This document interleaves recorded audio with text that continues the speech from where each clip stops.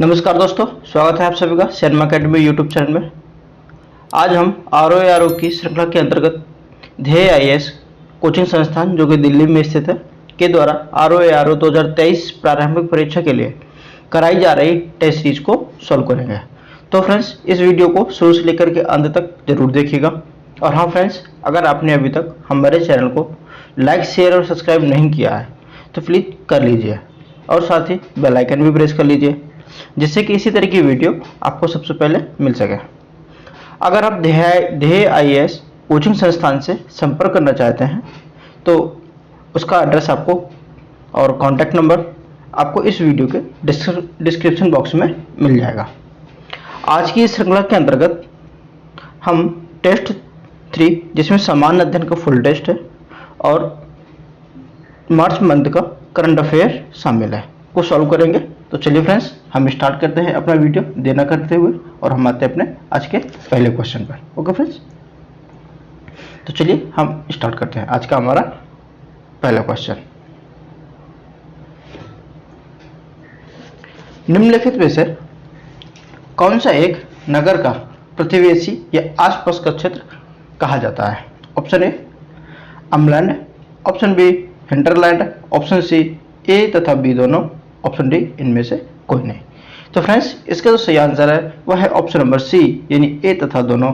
अर्थात कहा जाए तो नगर का प्रतिवेशी यानी आसपास के क्षेत्र अमलैंड और हिंटरलैंड दोनों को कहा जाता है।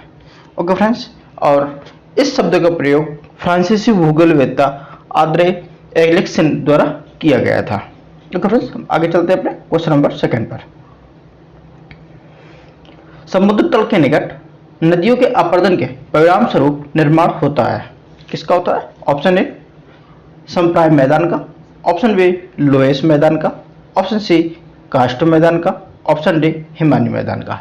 तो फ्रेंड्स, इसका जो सही आंसर है वह है ऑप्शन नंबर ए समप्राय मैदान का, यानी कि समुद्र तल के निकट नदियों के अपरदन के परिणाम स्वरूप समप्राय मैदान का निर्माण होता है। ओके फ्रेंड्स, और भारत में अरावली क्षेत्र, पेरिस बेसन, मिसिसिपी बेसन इत्यादि इस मैदान के उदाहरण हैं। ओके फ्रेंड, आगे चलते हैं अपने क्वेश्चन नंबर 3 पर। क्वेश्चन नंबर हमारा 3 है, जो कि match the column session. Okay, सूची 1 को सूची 2 से सम्मिलित करें तथा नीचे दिए गए कूट की सहायता से सही उत्तर चुनिए। सूची 1 में है प्रमुख घाटियां, सूची बी में है अवस्थिति। ओके फ्रेंड्स, और इसमें फिर उसके बाद में कूट दिए हुए हैं नीचे। तो चलिए हम मैच करवाते हैं अपनी सूची। जैसे रैबिट की घाटी यह यूएसए में है और हैप्पी घाटी हांगकांग चाइना में है, यानी कि ए का 2 बी का 1, ए का 2 बी का 1 अभी हमारा बी ऑप्शन में मिल रहा है। ए का 2 बी का 1 हमारे बी में है, ए में नहीं है, और सी भी नहीं हो सकता, डी भी नहीं हो सकता, यानी कि ऑप्शन नंबर बी सही हो जाएगा। लेकिन हम आगे भी देखते हैं, जैसे हंटर घाटी, तो ये हंटर घाटी है ऑस्ट्रेलिया में और स्वात घाटी पाकिस्तान में। ओके फ्रेंड्स, इस हिसाब से हमारा आंसर नंबर बी हो जाएगा क्वेश्चन नंबर 3 का। ओके फ्रेंड्स, हम आगे चलते हैं। क्वेश्चन नंबर हमारा 4 है। क्वेश्चन नंबर 4 है, निम्नलिखित झीलों में से कौन सी एक भ्रंश घाटी में स्थित है? ऑप्शन ए टिटिकाका झील, ऑप्शन बी बैकाल झील, ऑप्शन सी चार झील, ऑप्शन डी विक्टोरिया झील। तो फ्रेंड्स, इसका जो सही आंसर है वह है ऑप्शन नंबर डी विक्टोरिया झील, यानी विक्टोरिया झील भ्रंश घाटी में स्थित है और यह झील युगांडा, तंजानिया तथा केन्या की सीमा पर स्थित है और विक्टोरिया झील अफ्रीका की सबसे बड़ी झील है। ओके फ्रेंड्स, आगे चलते हैं। क्वेश्चन नंबर हमारा 5 है, निम्न में से कौन सा एक युग्म सही सुमेलित नहीं है? ओके, और युग्म में क्या है? एक तरफ ऊर्जा संयंत्र दिए हुए हैं और दूसरी तरफ संबंधित राज्य दिए हुए हैं। ऑप्शन ए पतरातू झारखंड के साथ दिया हुआ है, ग्वालपहाड़ी हरियाणा के साथ दी हुई है, चमेरा पंजाब के साथ दिया हुआ, मुंबडाल ये तमिलनाडु के साथ दिया हुआ। तो फ्रेंड्स, देखते हैं इसमें कौन सा सही नहीं है।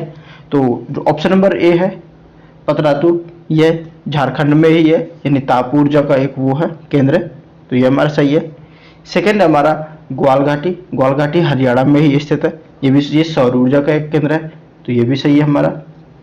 और मुंपडाल है, मुपंडाल है जो ये है पवन ऊर्जा का एक केंद्र है और ये तमिलनाडु में ही है, ये भी सही है। और जो चमेरा है, चमेरा जल विद्युत संयंत्र है और यह पंजाब में न होकर के यह है हिमाचल प्रदेश में, जो रावी नदी के तट पर स्थित है। ओके फ्रेंड्स, इसलिए हमारा ऑप्शन नंबर सी गलत हो जाएगा, यानी कि ऑप्शन नंबर हमारा आंसर के हिसाब से देखा जाए तो ऑप्शन नंबर हमारा सी सही होगा। ओके, चमेरा हिमाचल प्रदेश, ना कि पंजाब। ओके फ्रेंड, आगे चलते हैं। क्वेश्चन नंबर हमारा 6 है। क्वेश्चन नंबर 6 की तरफ चलते हैं। तिब्बत के पठार की समुद्र तल से औसत ऊंचाई क्या है? Okay, option A 2500 metre, option B 3500 metre, option C 4500 metre, option D 5500 metre. तो फ्रेंड्स, इसका जो सही आंसर है वह है ऑप्शन नंबर सी 4500 मीटर, यानी तिब्बत के पठार का क्षेत्रफल लगभग 2.5 मिलियन वर्ग किलोमीटर है। इसका एक अन्य नाम है चेंगितांग है और इसकी जो औसत ऊंचाई है वह है लगभग 4500 मीटर के आसपास है। ओके, ऊंचाई। ठीक है फ्रेंड्स, हम आगे चलते हैं। क्वेश्चन नंबर हमारा 7 है। निम्नलिखित युग्मों में से कौन सा एक सही सम्मिलित नहीं है? ओके, एक तरफ प्रमुख रेल मार्ग है और दूसरी तरफ जुड़ने वाले स्टेशन है। ऑप्शन ए में है ट्रांस साइबेरियन, ये बोल रहा है कि सेंट पीटर्सबर्ग एवं व्लादिवोस्तोक से जोड़ता है, तो ये फ्रेंड्स ये सही है। कनाडियन पैसिफिक जो है यह हैलिफैक्स एवं वैंकूवर को जोड़ता है, तो फ्रेंड्स ये भी सही है। ऑप्शन नंबर बी भी सही है हमारा। इसमें पूछा है कौन सा सही नहीं है। ट्रांस एंडियन को जो है यह है वालपरेजो एवं ब्यूनस आयर्स को जोड़ता है, तो फ्रेंड्स ये भी सही है, यानी हमारा ये भी सही हो जाएगा। तीसरा भी सही है, लेकिन हमारा चौथा नंबर का गलत होगा, क्योंकि केप काहिरा जो है ये वारसा एवं काहिरा को नहीं जोड़ता है, बल्कि यह काहिरा एवं केप टाउन के मध्य में स्थित है, यानी काहिरा और केप टाउन को जोड़ता है, इसलिए ये हमारा डी ऑप्शन गलत हो जाएगा। ओके फ्रेंड, बाकी के हमारे सही है। आगे चलते हैं। क्वेश्चन नंबर 8 पर है। क्वेश्चन नंबर 8 पर चलते हैं। निम्नलिखित युग्मों पर विचार करें। एक तरफ नगर है, दूसरी तरफ देश है। अब बताना है उपरोक्त युग्मों में से कौन से सही सुमेलित हैं। ओके, डार्विन नगर ये बोल रहा कि दक्षिण अमेरिका में स्थित, अफ्रीका में स्थित है। लागोस नाइजीरिया में स्थित है और नैरोबी केन्या में स्थित है। तो फ्रेंड्स, ऑप्शन नंबर 3, ये स्टेटमेंट नंबर 3 तो बिल्कुल सही है, ये नैरोबी केन्या में ही स्थित है। ओके फ्रेंड्स, और लागोस भी नाइजीरिया में स्थित है, ये भी सही है। लेकिन डार्विन जो है ये दक्षिण अफ्रीका में न स्थित होकर के ये स्थित है ऑस्ट्रेलिया में। ओके, ऑस्ट्रेलिया में यह स्थित है, यानी कि ऑप्शन नंबर हमारा एक तो गलत हो गया, तो इसमें बताना है कि सही बताना था, तो इसमें ऑप्शन है 1 और 2, तो ये गलत हो जाएगा। ऑप्शन नंबर बी में है 2 और 3, इसलिए ये सही हो जाएगा, क्योंकि ऑप्शन नंबर सी वाला भी गलत है और ऑप्शन डी भी गलत हो जाएगा। ओके फ्रेंड्स, आगे चलते हैं। क्वेश्चन नंबर हमारा 9 है, यानी 9 नंबर का क्वेश्चन है।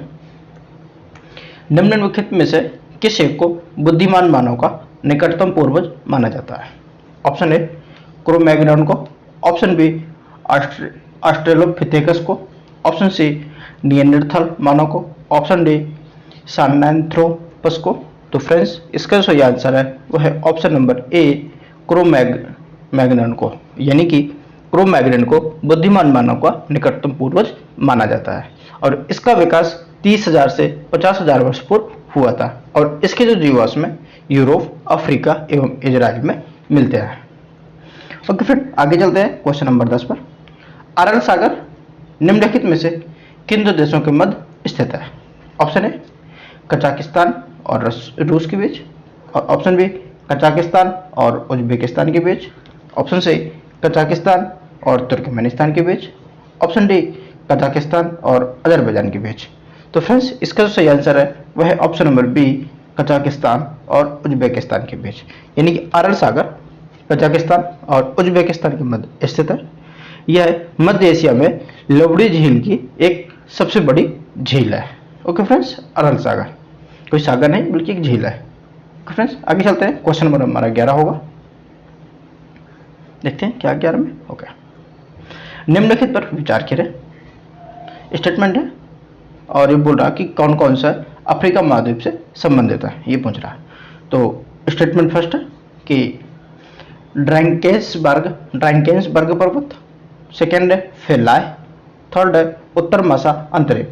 और इसके ऑप्शन है केवल 1 और 2, ऑप्शन बी 1, 2 और 3, ऑप्शन सी 2 और 3, ऑप्शन डी केवल 3। तो फ्रेंड्स इसका जो सही आंसर है वह होगा ऑप्शन नंबर बी, यानी कि 1, 2 और 3, यानी ड्रैंकेंसबर्ग पर्वत अफ्रीका महाद्वीप से संबंधित है और फेलाय भी संबंधित है यहीं से, और उत्तर मासा अंतरिक्ष भी यहीं से संबंधित है। यानी कि अब हम बात करें ड्रैंकेंसबर्ग जो पर्वत है यह दक्षिण अफ्रीका का पूर्वी उच्च भाग है, और फेलाय मिस्र के किसान हैं, और उत्तर मासा अंतरिक्ष ये दक्षिण अफ्रीका का दक्षिणतम छोर है। ओके फ्रेंड, आगे चलते हैं क्वेश्चन नंबर हमारा 12।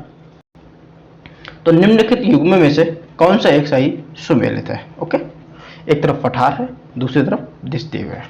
ऑप्शन ए कोलोराडो का पठार, ये दिया है संयुक्त राज्य अमेरिका के साथ, और एशिया माइनर मिस्र दिया है, और अनातोलिया फ्रांस दिया है, और चियापाज अर्जेंटीना ने दिया। तो फ्रेंड्स इसका जो सही आंसर होगा वह है ऑप्शन नंबर ए, यानी कोलोराडो का पठार यह संयुक्त राज्य अमेरिका में ही स्थित है, बाकी के गलत होंगे। और अगर सही ऑप्शन देखें तो एशिया माइनर है, यह मिस्र में ना होकर के यह तुर्की में है, और अनातोलिया जो है यह भी तुर्की में है, और चियापाज है यह अर्जेंटीना में ना होकर के यह दक्षिणी मैक्सिको में स्थित है। ओके, आगे चलते हैं क्वेश्चन नंबर हमारा 13 है, यानी 13 नंबर का है। विश्व के प्रमुख खान क्षेत्र दिए गए हैं।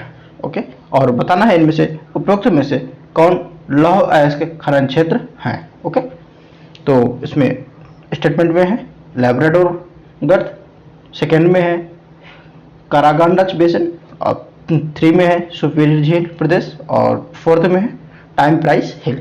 और इनका ऑप्शन है ऑप्शन ए 1, 2 और 3, ऑप्शन बी 2, 3 और 4, ऑप्शन डी 1, 2, 3, 4, और ऑप्शन सी में है 1, 2, 3, 4, और ऑप्शन डी उपरोक्त सभी।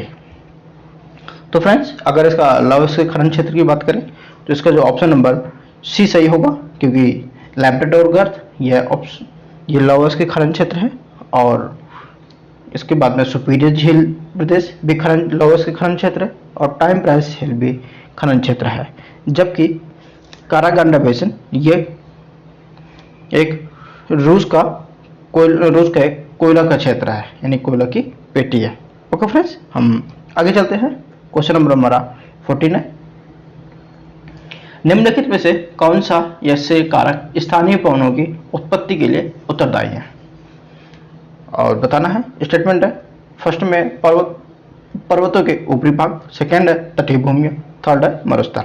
और इसमें कोड दिए हुए हैं, ऑप्शन है केवल 1, ऑप्शन बी 1 तथा 2, ऑप्शन सी 2 तथा 3, ऑप्शन डी उपरोक्त सभी।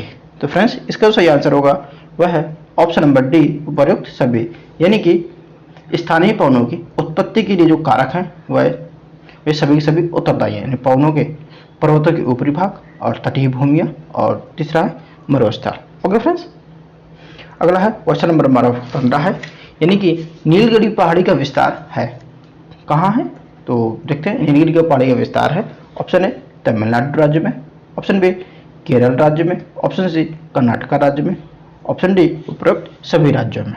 तो फ्रेंड्स इसका सही आंसर होगा वह है ऑप्शन नंबर डी उपरोक्त सभी राज्यों में, यानी कि नीलगिरी पहाड़ी का विस्तार तमिलनाडु, केरला और कर्नाटक राज्यों में है। नीलगिरी पहाड़ी की सबसे ऊंची चोटी दोदबेट्टा है। ओके फ्रेंड्स, आगे चलते हैं क्वेश्चन नंबर हमारा 16 है, यानी 16 नंबर क्वेश्चन है। भारत के पूर्वी तथा पश्चिमी सुदूर बिंदुओं यानी क्षेत्रों के स्थानीय समय में लगभग 2 घंटे का अंतर है। इसका कारण कौन सा है? ऑप्शन ए भारत का विशाल देशांतरीय विस्तार, ऑप्शन बी भारत का विशाल अक्षांशीय विस्तार, ऑप्शन सी उष्ण एवं उपोष्ण कटिबंधीय विभाजन, ऑप्शन डी पृथ्वी का घूर्णन। तो फ्रेंड्स इसका जो सही आंसर होगा वह ऑप्शन नंबर ए भारत का अक्षांशीय विस्तार, यानी जो भारत के पूर्वी तथा पश्चिमी सुदूर बिंदु यानी क्षेत्रों के स्थानीय समय में लगभग 2 घंटे का अंतर है। इसका जो कारण है वह भारत का विशाल देशांतरीय विस्तार है। ओके फ्रेंड्स, आगे चलते हैं क्वेश्चन नंबर हमारा 17 है। निम्नलिखित कथनों पर विचार करें। कथन है त्रिपुरा राज्य तीन तरफ से बांग्लादेश से घिरा है। सेकेंड है, सिक्किम प्रदेश की सीमाएं तीन देशों से स्पर्श करती है। और बता रहा है इसमें सत्य कथनों का चयन करना था। और इसमें ऑप्शन ए केवल एक, ऑप्शन बी केवल दो, ऑप्शन सी एक तथा दो दोनों, ऑप्शन डी ना तो एक ना तो दो। तो फ्रेंड्स इसका सही आंसर है वह है ऑप्शन नंबर सी, यानी कि एक तथा दो दोनों। ओके फ्रेंड्स, अगर यानी कि त्रिपुरा राज्य तीन तरफ से बांग्लादेश से घिरा हुआ है। और अगर अब सिक्किम की बात करें तो तीन देशों से स्पर्श करती हैं। और वो तीन देश कौन कौन से हैं? तो वो है, एक है नेपाल है, दूसरा भूटान है और तीसरा चीन है। ओके फ्रेंड्स, आगे चलते हैं। क्वेश्चन नंबर हमारा 18 है, निम्नलिखित में से कौन सा एक युग्म सही सुमेलित नहीं है? ओके, बताना है कौन सा यानी कि गलत सुमेलित है। ऑप्शन ए हाइड्रोपोनिक्स, इसको जल में पौधे को उगाने को कहते हैं। ऑप्शन बी हॉर्टिकल्चर, ये बागवानी को कहते हैं। ऑप्शन सी विटिकल्चर, अंगूर की खेती को कहते हैं। ऑप्शन डी एपीकल्चर, रेशम कीट पालन को कहते हैं। तो फ्रेंड्स इसका सही आंसर है यानी कि जो गलत है वह है option number D apiculture. Apiculture को रेशम कीट पालन नहीं बल्कि मधुमक्खी पालन कहते हैं। और जबकि रेशम कीट पालन को सेरिकल्चर कहा जाता है। यानी कि बाकी हमारे सभी सही है, अर्थात हाइड्रोपोनिक्स जल में पौधों को उगाने को ही कहते हैं, और हॉर्टिकल्चर के तहत बागवानी की जाती है, और विटिकल्चर के तहत अंगूरों की खेती होती है। ओके फ्रेंड्स, तो चलिए हमारा अगला क्वेश्चन है, क्वेश्चन नंबर 19 है, निम्नलिखित कथनों पर विचार करें। कथन है, वायुमंडल में सबसे कम आयतन ओजोन द्वारा धारण किया गया है। सेकेंड है, ओजोन केवल समताप मंडल में पाई जाती है। और सही कथन है ऑप्शन ए केवल एक, ऑप्शन बी केवल दो, ऑप्शन सी एक तथा दो दोनों, ऑप्शन डी ना तो एक ना तो दो। तो फ्रेंड्स इसका सही आंसर है वह है ऑप्शन नंबर ए केवल एक सही है। यानी कि वायुमंडल में सबसे कम आयतन ओजोन द्वारा धारण किया गया है। ओके फ्रेंड्स, और अगर हम बात करें कि ओजोन केवल समताप मंडल में पाई जाती है तो ये गलत है। केवल समताप मंडल में नहीं पाई जाती है, क्योंकि ओजोन गैस समताप मंडल के साथ साथ क्षोभ मंडल में भी पाई जाती है। ओके फ्रेंड्स, और अगर निचले क्षोभ मंडल में ओजोन गैस हरित गैस यानी कि हरित गैस की भांति व्यवहार करती है, इसे निचली वायुमंडलीय ओजोन भी कहते हैं। ओके फ्रेंड्स, आगे चलते हैं। क्वेश्चन नंबर हमारा 20 है, निम्नलिखित विद्रोहों में से कौन सबसे पहले घटित हुआ? ऑप्शन ए रामोसी विद्रोह, ऑप्शन बी गटकरी विद्रोह, ऑप्शन सी रंगपुर विद्रोह, ऑप्शन डी नील विद्रोह। तो इसमें बताना है सबसे पहले कौन सा घटित हुआ। तो अगर हम बात करें तो जो रामोसी विद्रोह है ये 1822 में घटित हुआ था, 22 से 26 के बीच में था, और जो महाराष्ट्र में था। और गटकरी विद्रोह है जो यह घटित हुआ था 1844 में। ओके फ्रेंड्स, और ये जो रंगपुर विद्रोह है यह घटित हुआ था 1783 में। और नील विद्रोह है जो यह घटित हुआ था 1859 में। 1859 में घटित हुआ था। तो फ्रेंड्स अगर अब हम सही आंसर की तरफ जाएं तो हमारा सही आंसर होगा ऑप्शन नंबर सी, यानी रंगपुर विद्रोह सबसे पहले घटित हुआ था। ओके फ्रेंड्स, हम आगे चलते हैं। क्वेश्चन नंबर हमारा 21 है। क्वेश्चन नंबर 21 है, नीचे दो कथन दिए गए हैं जिनमें से एक को अभिकथन ए और दूसरे को कारण आर कहा गया है। अभिकथन ए है, governor general Lord William Bentinck को भारतीय समाचार पत्रों का मुक्तिदाता कहा गया है। कारण है, बेंटिक का दृष्टिकोण भारतीय समाचार पत्रों के प्रति उदार था। नीचे दिए गए कोट से सही उत्तर का चयन करना। कोट है ऑप्शन ए तथा आर दोनों सही हैं तथा आर ए की सही व्याख्या करता है। ऑप्शन बी ए तथा आर दोनों सही है तथा आर ए की सही व्याख्या नहीं करता है। ऑप्शन सी ए सही है परंतु आर गलत है। ऑप्शन डी ए गलत है परंतु आर सही है। तो फ्रेंड्स इसका सही आंसर है वह है ऑप्शन नंबर डी, ए गलत है परंतु आर सही है। यानी कि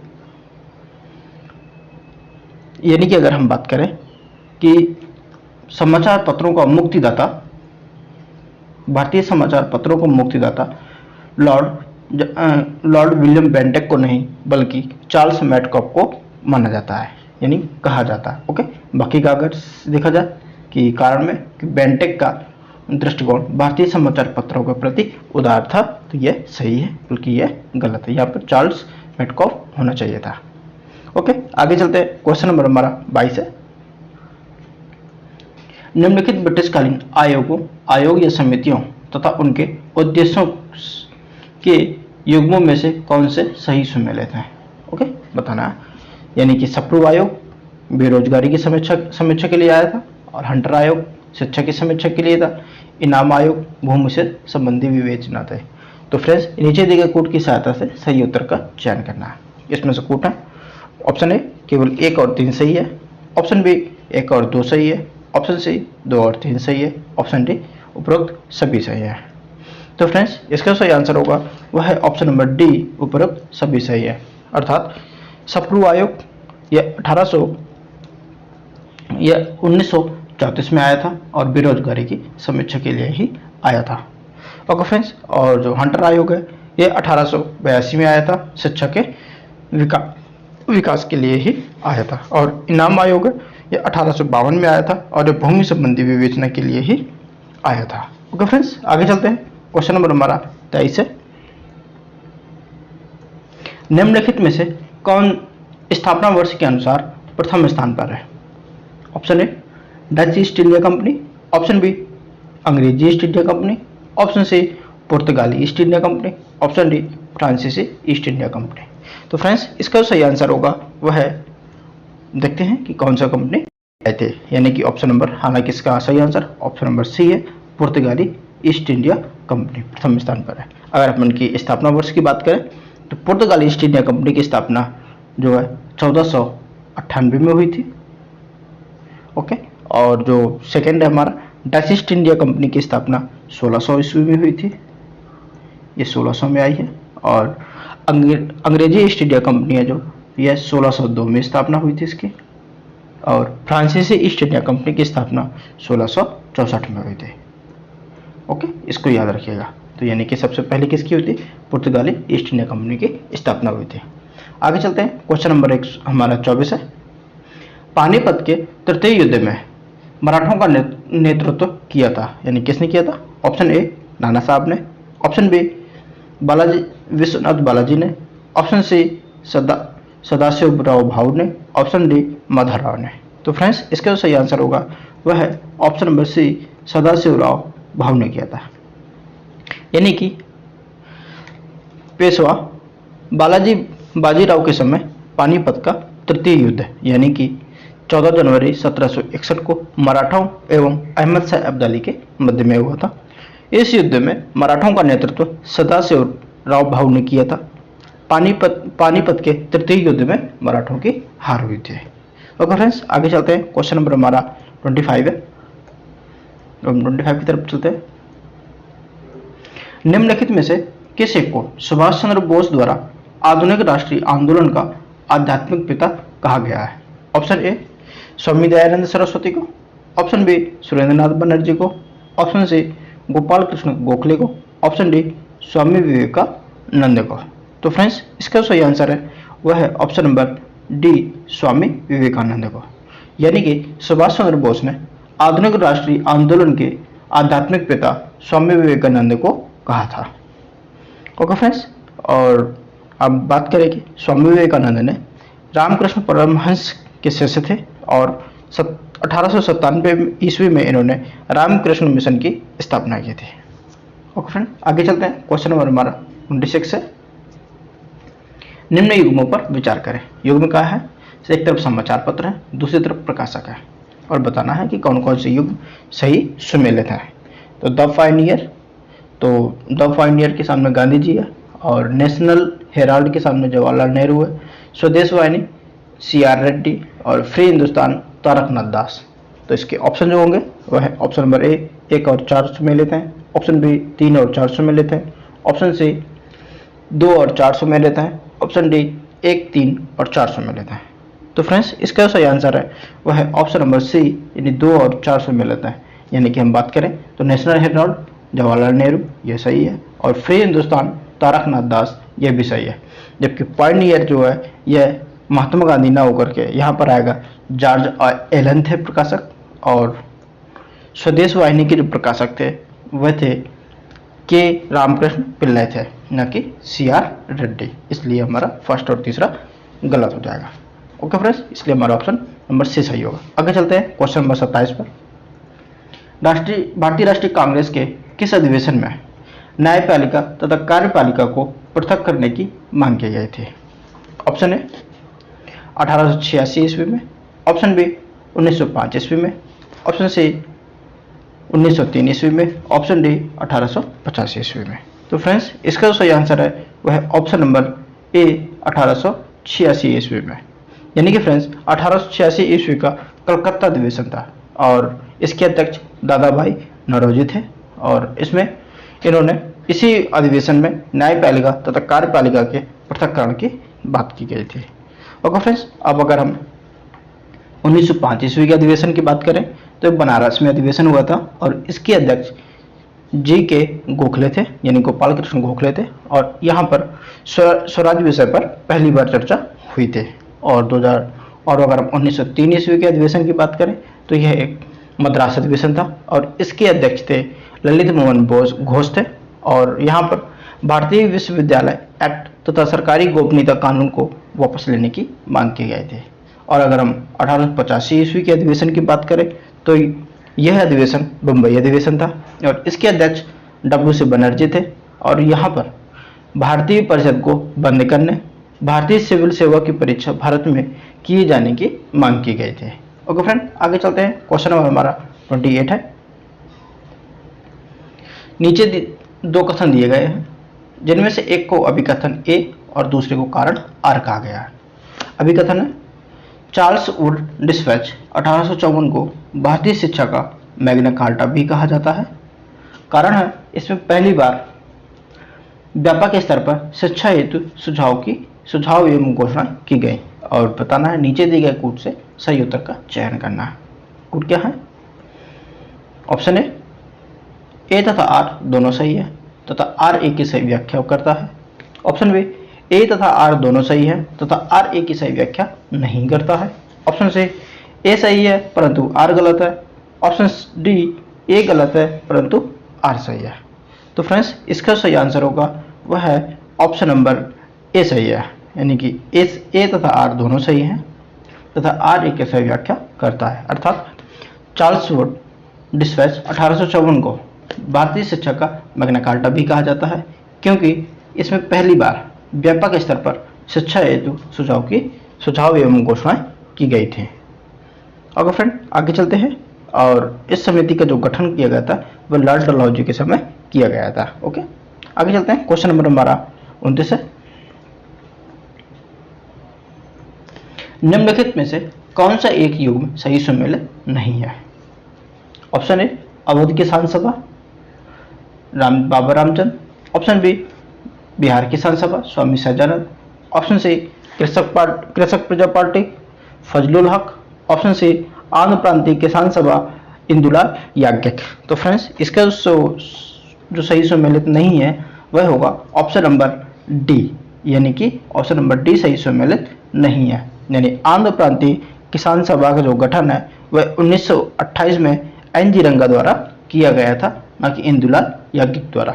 बाकी कथन सभी से सत्य है, जैसे कि अवध किसान सभा की स्थापना बाबा रामचंद्र ने की थी, और बिहार किसान सभा की स्थापना स्वामी सहजानंद जी ने की थी, सरस्वती जी ने की थी, और कृषक प्रजा पार्टी की स्थापना फजलुल हक जी ने किया था। ओके फ्रेंड्स, आगे चलते हैं। क्वेश्चन नंबर हमारा 30 है।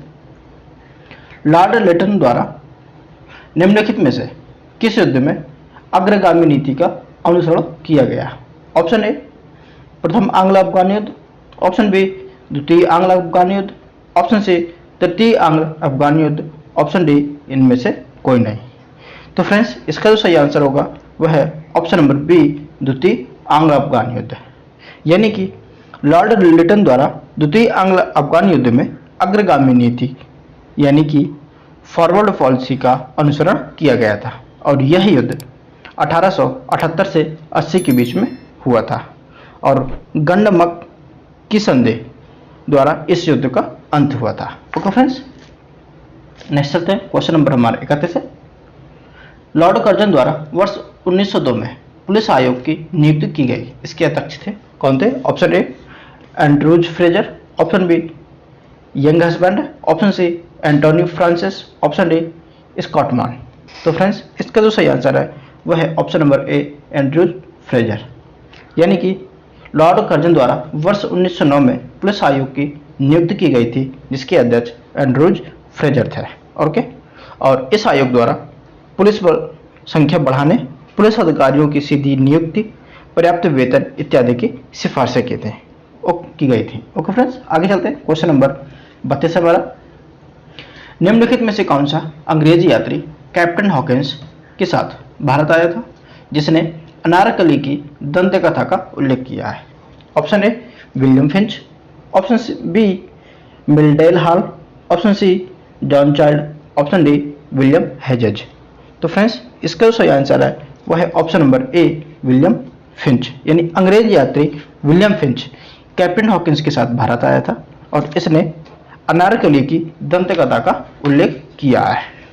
ओके फ्रेंड, अगले क्वेश्चन पर चलते हैं। क्वेश्चन नंबर हमारा 33 है, यानी 33 नंबर क्वेश्चन है। महाकवि भारवी जिन्होंने किरातार्जुनीयम नामक महाकाव्य लिखा है, निम्नलिखित में से किस एक शासक की राज्यसभा में निवास करते थे? तो बताना है इसको। ऑप्शन नंबर ए है महेंद्र वर्मन प्रथम, option B Simha Vishnu, option C Narasimha Varman प्रथम, ऑप्शन डी नंदी वर्मन। तो फ्रेंड्स इसका जो सही आंसर है वो है option number B Simha Vishnu. यानी कि पल्लव राजवंश के संस्थापक सिंह विष्णु को माना जाता है। महाकवि भारवी जिन्होंने किरातार्जुनीयम नामक महाकाव्य लिखा था, इनकी राज्यसभा में शामिल थे। ओके, आगे चलते हैं। क्वेश्चन नंबर हमारा 34 नंबर का है, यानी 34 है। निम्नलिखित युग्मों में से कौन सा एक सही सम्मिलित नहीं है? ओके, एक तरफ है अशोक के शिलालेख और दूसरी तरफ है विषय। ओके फ्रेंड्स, बताना है इनमें। ऑप्शन ए पहला शिलालेख पशु बलि की निंदा करता है, चौथा शिलालेख भेरी घोष की जगह धम्म घोष की बात करता है या घोषणा करता है, पांचवां शिलालेख धम्म की व्याख्या करता है और 13वां शिलालेख कलिंग युद्ध की बात करता है। तो फ्रेंड्स इसका जो सही आंसर होगा वह है ऑप्शन नंबर सी, यानी कि ऑप्शन नंबर सी सही नहीं है। यानी पांचवां शिलालेख धम्म की व्याख्या नहीं करता है, जबकि 11वां शिलालेख धम्म की व्याख्या करता है और पांचवां शिलालेख है यह धम्म महामात्रु के नियुक्ति के विषय में जानकारी देता है। बाकी के सभी सही है, अर्थात पहला शिलालेख पशु बलि की निंदा करता है, चौथा शिलालेख भेरी घोष की जगह धम्म घोष की घोषणा करता है और 13वां शिलालेख कलिंग युद्ध की बात करता है। ओके फ्रेंड, आगे चलते हैं। क्वेश्चन नंबर हमारा 35 है। निम्नलिखित कथनों पर विचार करें।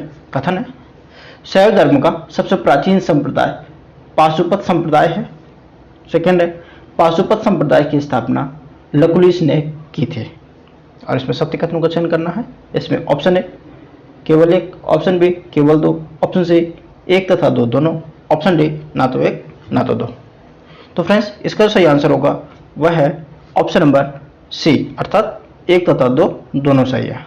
यानी कि शैव धर्म का सबसे प्राचीन संप्रदाय पाशुपत संप्रदाय है और पाशुपत संप्रदाय की स्थापना लकुलिस ने की थी। ओके फ्रेंड्स, आगे चलते हैं। क्वेश्चन नंबर हमारा 36 है।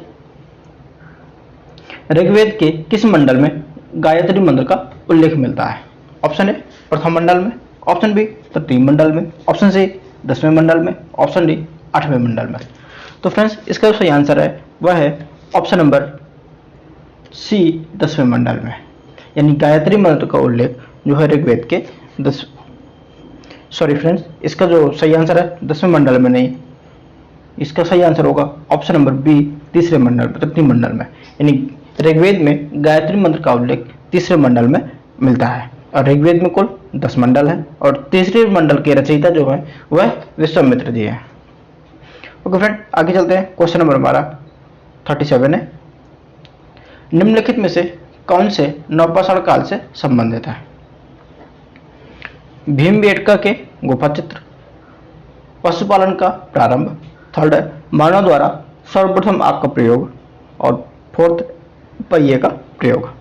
नीचे दिए गए कोड की सहायता से सही उत्तर का चयन करना है, यानी कि ऑप्शन ए में है 1, 3 और 4, ऑप्शन बी में है 2, 3 और 4, ऑप्शन सी में है 1, 2 और 3, ऑप्शन डी में है 1, 2 और 4। तो फ्रेंड्स इसका जो सही आंसर होगा वह होगा ऑप्शन नंबर ए, यानी कि 1, 3 और 4,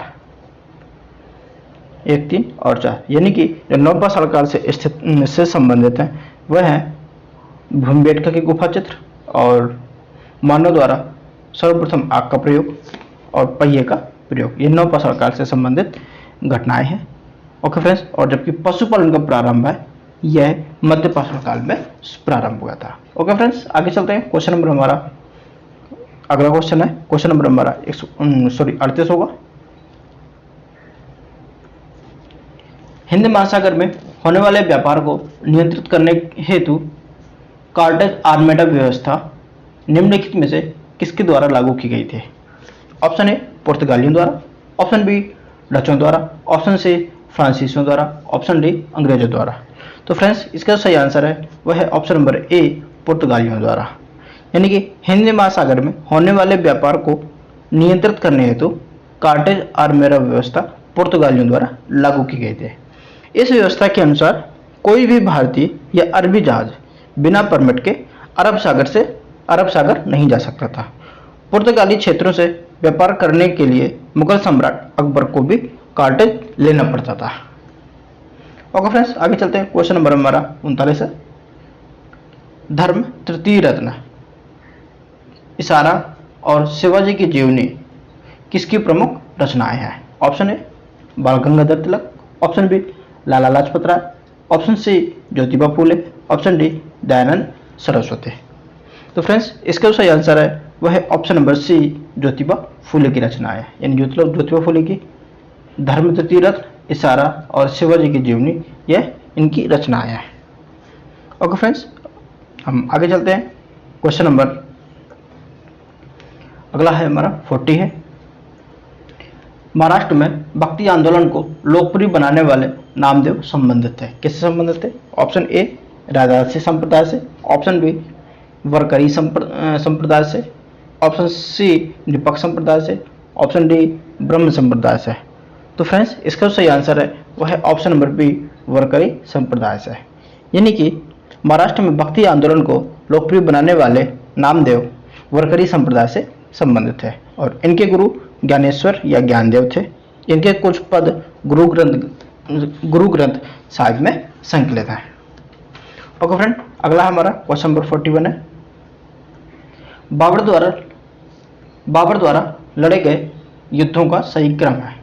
क्या है? चंदेरी का युद्ध, घाघरा का युद्ध, खानवा का युद्ध। नीचे दिए गए कूट की सहायता से उत्तर चयन करना है। ओके फ्रेंड्स, तो इसमें जो क्रम बताना है तो क्या पहले ऑप्शन ए में है 1, 2, 3, अर्थात पहले चंदेरी का युद्ध हुआ, फिर घाघरा का हुआ, फिर खानवा का हुआ। तो अगर हम बात करें तो चंदेरी का युद्ध जो हुआ था वह हुआ था 1528 में। चंदेरी का युद्ध 1528 में होता है और घाघरा का युद्ध है यह हुआ था 1529 में और खानवा का युद्ध है 1527 में हुआ था। अब अगर हम बात करें तो हमारा जो बनेगा सबसे पहले खानवा का युद्ध होगा, यानी कि 3 नंबर का।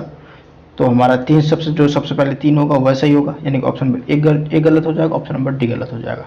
फिर उसके बाद में चंदेरी के बाद में खानवा के बाद में हुआ था चंदेरी का युद्ध 1928 में हुआ था, ये 1528 में हुआ था, ना कि 1928 में। 1528 में होता है यानी सेकेंड नंबर का। और इस हिसाब से देखा जाए ऑप्शन नंबर सी सही हो जाएगा। और सबसे लास्ट में घाघरा का युद्ध हुआ था 1529 ईस्वी में। ओके फ्रेंड, आगे चलते हैं। क्वेश्चन नंबर हमारा 42 है। निम्न युग्मों पर विचार करना है। युग्म दिए हैं, एक तरफ अष्टप्रधान मंत्रिपरिषद और दूसरी तरफ उनके कार्य हैं। तो अष्टप्रधान मंत्रिपरिषद में सुमंत का अर्थ था विदेश मंत्री थे और सर नौबत सेना भर्ती एवं संगठन का कार्य देखते थे और अमात्य थे जो वह वित्त एवं राजस्व मंत्री हुआ करते थे। तो उपरोक्त कथनों में से कौन से सही सुमेलित हैं ये बताना है।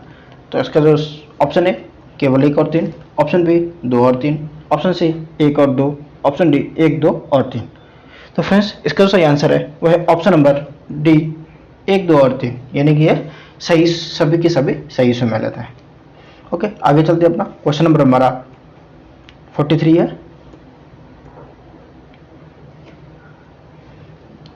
राज्य विधान परिषद के संबंध में निम्नलिखित कथनों में कौन सा एक सत्य नहीं है? ओके, ऑप्शन ए, इसका कार्यकाल 6 वर्षों का होता है। ऑप्शन बी, यह एक स्थायी सदन है। ऑप्शन सी, विधान परिषद के कुल सदस्यों में से 1/6 सदस्यों को राज्यपाल द्वारा मनोनीत किया जाता है। ऑप्शन डी, विधान परिषद सदस्य बनने हेतु न्यूनतम आयु सीमा 30 वर्ष है। तो फ्रेंड्स इसका जो गलत आंसर होगा, यानी कौन सा सत्य नहीं है, यह होगा ऑप्शन नंबर ए, क्योंकि इसका कार्यकाल 6 वर्ष का नहीं होता है। ओके फ्रेंड्स, और यह एक स्थायी सदन है और इसका ये कभी भी भंग नहीं होता है, भंग नहीं होती है, और इसके सदस्यों का कार्यकाल है जो वह 6 वर्षों का होता है, इसका नहीं, इसलिए ये गलत हो जाएगा। बाकी के हमारे ऑप्शन नंबर बी, सी और डी ये तीनों के तीनों सही है, आप एक बार पढ़ लीजिएगा। ओके फ्रेंड, आगे चलते हैं। क्वेश्चन नंबर हमारा 44 है। निम्नलिखित में से कौन सा एक उत्तर प्रदेश का ताप विद्युत संयंत्र नहीं है? Option A Obra, option B Narora, option C Singrauli, option D Tanda. तो फ्रेंड्स इसका जो सही आंसर है वह है ऑप्शन नंबर, इसका सही आंसर होगा वह होगा ऑप्शन नंबर ओबरा, सिंगरौली, टांडा विद्युत संयंत्र, जबकि नरौरा,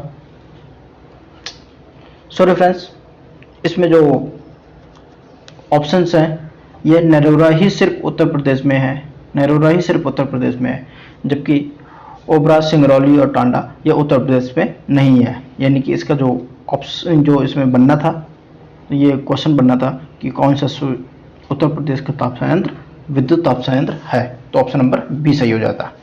ओके फ्रेंड्स, तो इसमें क्वेश्चन में मिस्टेक है। अगला है क्वेश्चन नंबर 45 है। मूल अधिकार वादयुग होते हैं, इससे तात्पर्य क्या तात्पर्य? इन पर सार्वजनिक रूप से बहस की जा सकती है, ऑप्शन ए में। ऑप्शन बी, इन पर सार्वजनिक रूप से बहस नहीं की जा सकती है। ऑप्शन सी, इनको लागू करवाने हेतु न्यायालय की शरण ली जा सकती है। ऑप्शन डी, इनको लागू करवाने हेतु न्यायालय की शरण नहीं ली जा सकती है। तो फ्रेंड्स इसका सही आंसर है वह है ऑप्शन नंबर सी, यानी कि इनको लागू करवाने हेतु न्यायालय की शरण ली जा सकती है। ओके फ्रेंड्स, आगे चलते हैं। क्वेश्चन नंबर हमारा 46 है। चोल काल में ग्रामीण प्रतिनिधि सभाओं के चुनाव में उम्मीदवारों के लिए अनिवार्य योग्यता नहीं थी। इन कौन सी अनिवार्य योग्यता नहीं थे? ऑप्शन ए, उस गांव का निवासी हो। ऑप्शन बी, 30 वर्ष से अधिक आयु लेकिन 70 वर्ष से अधिक नहीं। ऑप्शन सी, वैदिक मंत्रों का ज्ञाता हो। ऑप्शन डी, शिक्षित न होना। तो फ्रेंड्स इसका सही आंसर है वह है ऑप्शन नंबर डी, शिक्षित न होना। यह अनिवार्य योग्यता नहीं थे, जबकि बाकी की 3 अनिवार्य योग्यता थी कि जैसे कि उस गांव का निवासी हो, 30 वर्ष से अधिक हो लेकिन 70 वर्ष से अधिक ना हो, वैदिक मंत्रों का ज्ञाता हो। ओके फ्रेंड्स, और इसके अतिरिक्त भी और कुछ उनकी योग्यताएं थी, जैसे कि गांव में उसका अपना मकान हो, वह 1/4 वेली भूमि का मालिक हो, यह इनके अन्य वो थे। ओके, और शिक्षित न होने की जगह था शिक्षित होना एक अनिवार्य योग्यता थी। ओके, आगे चलते हैं। क्वेश्चन नंबर हमारा 47 है। निम्नलिखित में से किसके द्वारा मौर्य काल में राजस्व एकत्रित करने का कार्य किया जाता था? ऑप्शन ए, प्रादेशिक। ऑप्शन बी, अंतपाल। ऑप्शन सी, समहर्ता। ऑप्शन डी, इनमें से कोई नहीं। तो फ्रेंड्स इसका जो सही आंसर है ऑप्शन नंबर सी, यानी कि मौर्य काल में राजस्व एकत्रित करने का कार्य समहर्ता द्वारा किया जाता था। ओके फ्रेंड्स, अब अगर हम बात करते हैं कि अंतपाल था वह सीमा रक्षक होता था और प्रादेशिक प्रांतीय गवर्नर होता था। ओके फ्रेंड, आगे चलते हैं। क्वेश्चन नंबर हमारा 48 है। भारतीय संविधान का कौन सा अनुच्छेद स्कूलों में मिड डे मील कार्यक्रम के लिए प्रेरणा स्रोत है? ऑप्शन ए, अनुच्छेद 44। ऑप्शन बी, अनुच्छेद 45। ऑप्शन सी, अनुच्छेद 43A। ऑप्शन डी, अनुच्छेद 47। तो फ्रेंड्स इसका जो सही आंसर है वह है ऑप्शन नंबर डी, अनुच्छेद 47। यानी कि भारतीय संविधान का अनुच्छेद 47 स्कूलों में मिड डे मील कार्यक्रम के लिए प्रेरणा स्रोत है। और इस अनुच्छेद के अनुसार राज्य का यह प्राथमिक कर्तव्य है कि वह लोगों के पोषाहार स्तर और जीवन स्तर को ऊंचा उठाने और लोक स्वास्थ्य को सुधारने का प्रयास करेगा। साथ ही मादक पदार्थों तथा स्वास्थ्य के लिए हानिकारक औषधियों के प्रयोग पर प्रतिषेध लगाएगा। ओके फ्रेंड्स, आगे चलते हैं। क्वेश्चन नंबर हमारा 49 है। निम्नलिखित में से कौन सा भाग तथा अनुच्छेद केंद्र राज्य विधायी संबंधों के बारे में चर्चा करता है? ऑप्शन ए है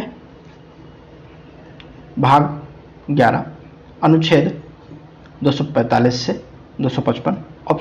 ऑप्शन बी भाग 12 अनुच्छेद 255 से 265।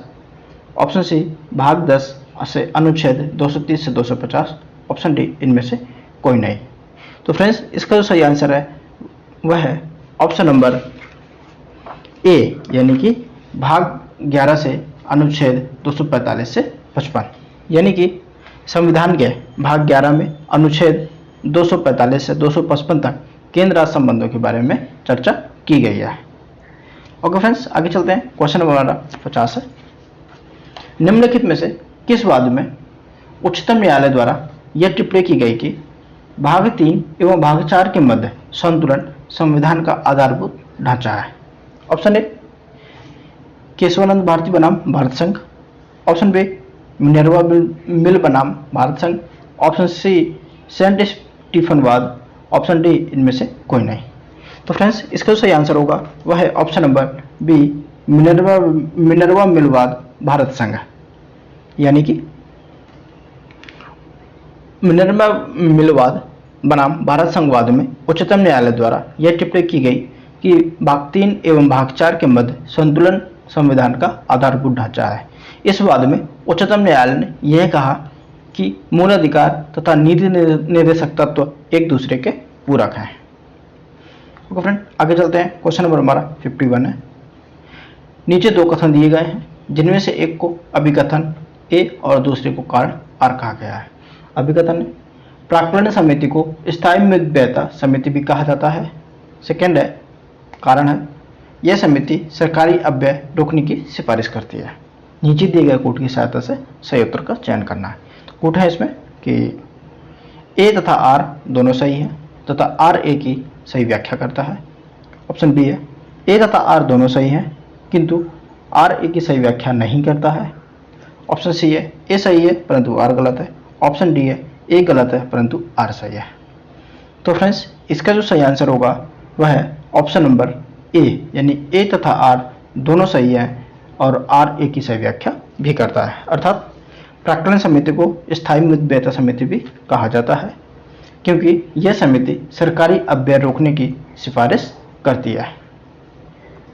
ओके फ्रेंड्स, अगला है हमारा क्वेश्चन नंबर 52 है। किसी राज्य की जनसंख्या कितनी होने पर मध्यवर्ती खंड यानी स्तर पर पंचायत का गठन करना आवश्यक है? ऑप्शन ए 20 लाख से अधिक। ऑप्शन बी 15 लाख से अधिक। ऑप्शन सी 5 लाख से अधिक। ऑप्शन डी 11 लाख से अधिक। तो फ्रेंड्स इसका सही आंसर है वह है ऑप्शन नंबर ए 20 लाख से अधिक। यानी कि किसी राज्य की जनसंख्या 20 लाख से अधिक होने पर मध्यवर्ती खंड स्तर पर पंचायत का गठन आवश्यक है। संविधान के 73वें संशोधन द्वारा पंचायतों को निर्दिष्ट किए जाने वाले विषयों को 11वीं अनुसूची में रखा गया है। ओके फ्रेंड, अगला है हमारा क्वेश्चन नंबर हमारा 53 है। अगला क्वेश्चन, भारतीय संविधान में राज्यपाल द्वारा राष्ट्रपति के विचारार्थ विधेयक सुरक्षित रखना किस देश के सर्व संविधान से लिया गया है? Option A Australia. Option B Canada. Option C France. Option D Ireland. तो फ्रेंड्स इसका सही आंसर है वह है ऑप्शन नंबर बी कनाडा। यानी कि राज्यपाल द्वारा राष्ट्रपति के विचारार्थ विधेयक सुरक्षित रखना कनाडा के संविधान से लिया गया है। और अगर हम बात करेंगे कनाडा के संविधान से और जो अन्य प्रावधान लिए गए हैं वह है संसदीय प्रणाली, सशक्त केंद्र, अवशिष्ट शक्तियां केंद्र के पास, और हमने ये वाला तो देखा ही राज्यपाल द्वारा राष्ट्रपति के विचारार्थ विधेयक सुरक्षित रखना।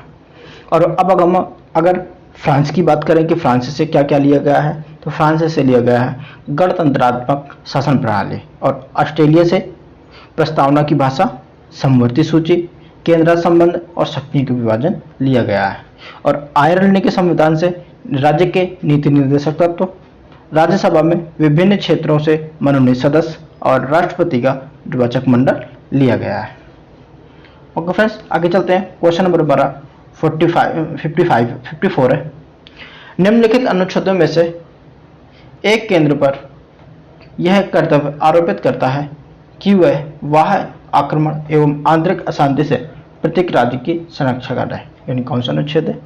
अनुच्छेद ऑप्शन ए अनुच्छेद 355, ऑप्शन बी अनुच्छेद 268, ऑप्शन सी अनुच्छेद 51, ऑप्शन डी अनुच्छेद 75। तो फ्रेंड्स, इसका सही आंसर है वह है ऑप्शन नंबर ए अनुच्छेद 355। यानी कि 355 अनुच्छेद 355 द्वारा केंद्र पर दो कर्तव्य आरोपित किए गए हैं। कौन कौन से? एक, बाह्य आक्रमण एवं आंतरिक अशांति से प्रत्येक राज्य की संरक्षा करना, और दूसरा है यह सुनिश्चित करना कि प्रत्येक राज्य की सरकार संविधान की व्यवस्थाओं के अनुरूप ही कार्य कर रही है या नहीं। ओके फ्रेंड्स, आगे चलते हैं। क्वेश्चन नंबर हमारा 55 है। नीचे दो कथन दिए गए हैं, जिनमें से एक को अभिकथन ए और दूसरे को कारण आर कहा गया है। अभिकथन, संविधान की उद्देशिका संविधान निर्माताओं के विचारों को जानने की कुंजी है। कारण है, जहां संविधान की भाषा अस्पष्ट है वहां यह संविधान निर्माताओं के आशय को समझने में सहायक है। या नीचे दिए गए कोट से सही उत्तर का चयन करना है। ओके फ्रेंड्स, आगे इसका कोट है, ए तथा आर दोनों सही है तथा आर ए की सही व्याख्या करता है। बी है, ऑप्शन बी है, ए तथा आर दोनों सही है किंतु आर ए की सही व्याख्या नहीं करता है। ऑप्शन सी है, ए सही है परंतु आर गलत है। ऑप्शन डी है, ए गलत है परंतु आर सही है।